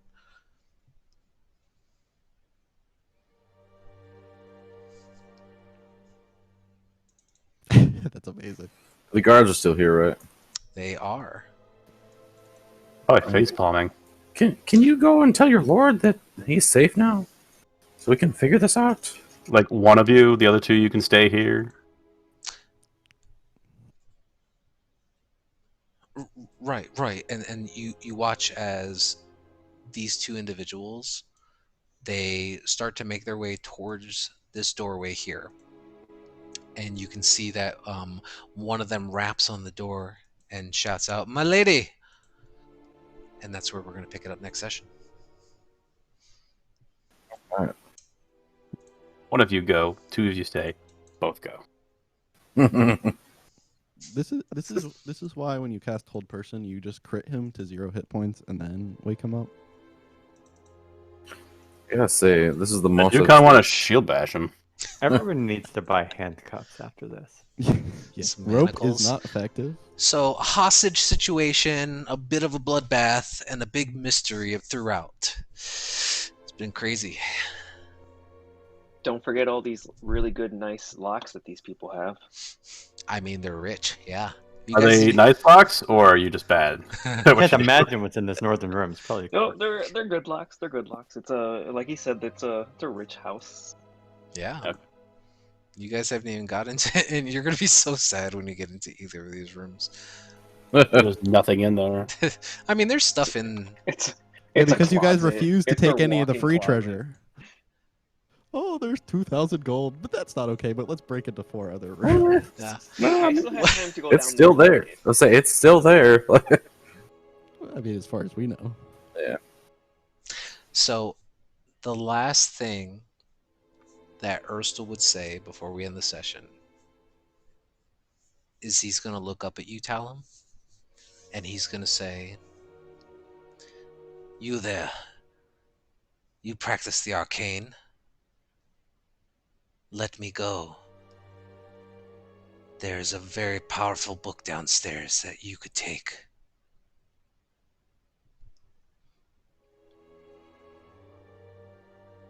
Is he telling the truth since he's still in the zone of truth? He's in the zone of truth. downstairs to take it anyway. Jeez. All right. But that's where we're That in sounds the fun. session for the night. Good job, guys. Just for Heinz. Oh, no, you know what? I won't tell you until this whole thing's situated. He can literally fucking one-shot you. So you're super, super lucky. So Perry said that he is an assassin. Yeah, it's funny too because they will mess you up in one hit. Yeah. But you've now officially taken 3 daggers from him, hogtied him twice, and have cast how many spells on this dude? 2. A lot. No, it's more than 2, yeah. Well, 2 whole Two whole persons. persons. 2 whole plus- persons, a plus the command. Zone of truth. Technically, I used detect good, evil, and good just to see if I could maybe save Talon from being hit. But Yeah. But it's No, been I was pretty gonna crazy. have fun being kidnapped. That would have been awesome. I feel like you would have just slit your throat at the door. But I right. would have. Maybe. Yeah, it's just not a good spot for him. But either way, we'll pick up next Sunday, and we will see what goes on when the guards return from the other chamber. I would say like right after he says that stuff, you actually see that while the guy was knocking on the door's going to kind of open up a little bit, and you're going to see the face of Yala Garland walking into the chamber. But we'll get more into that next week. You guys have a wonderful night. it was a lot of fun. I hope so. Cheers, thanks, all. That was Yeah, a good session. That was a good house crawl. Getting replaced. Lots of shenanigans. Have a good night, everybody. Take it easy, man. Man, if I was DM, I would have been dead. Why? Because as soon as one person casts a spell, I would have slit my own throat. I mean, that's fucked up. I mean, He was the hostage. Like as soon as he doesn't know what spell is being cast. no joke. There's actually it's- something similar happened to this in my other campaign last week. The guy started casting what was it, like some sort of charm, like cleric charm or something on everybody, and he instantly gets one-shotted by the assassin guard. Well, so I would say like this. This is how things went down in my head. There were so many things going on. For him to walk out and see Eva cast command, it happened too fast. There were guards blocking view. Ellis, he Yeah, was that's watching everybody to make sure that he didn't get slashed in the back. That's fair. So, Yeah. benefit of the doubt. I also could have had Eva do like, a sleight of hand check to see if she could be subtle about it, but I figured there was too much going on. He was more focused about getting you as close to the fucking stairs as possible, and he couldn't make it. That's fair. It was fun. Yeah. It was definitely fun. Quick I question: probably would've Could been you have meaner. done a hold But person I while don't know if being that's grappled or accurate. no? See, okay. Yeah, he could have. I, as a person being knife to throat, if I was talking and he knows I'm a wizard, Mhm. he's slitting the throat before the spell comes out. Absolutely. That situation Because- there, yes. He has his held action. And I pretty much assumed he would do that if anybody cast a spell, because spells are loud as hell, but luckily he was distracted. Yeah, he was distracted, and he was using his, he was focusing on kind of, you weren't walking freely with him. He was kind of pushing you in the direction. Yeah, definitely. Whole bunch of stuff going on. Yeah. But yeah. And I guess that makes sense. Yeah, it sucks that Eva and I couldn't take it. Like, well, you couldn't open a single door. Yeah, I know. Dude. We tried to take the advantage of heck, all man? this stuff, but nothing was coming our way. I can almost guarantee the DC on the lock is 15. No, like just a guess. The DC is 15. Yeah, because you didn't roll above a 15. Yeah, we got 14 like 2 or 3 times. Mm-hmm. I would say every time I got a 14, I was like, God damn it. The only lock you picked this entire time was the lock to get into the house. Yeah. Yeah, that's crazy. I've never seen that before. And to be fair, I failed the first time on that one too. You did. Eva had to help. Yeah, Ava didn't pick a single lock. Or yeah, she got the other first way one. around. Other way around. Tizio didn't pick a single lock. Yeah. Fun stuff, guys. Oh, that was a good session. Thank you. Thank you. Yeah. I'll see you later. Yeah, have a good night, guys.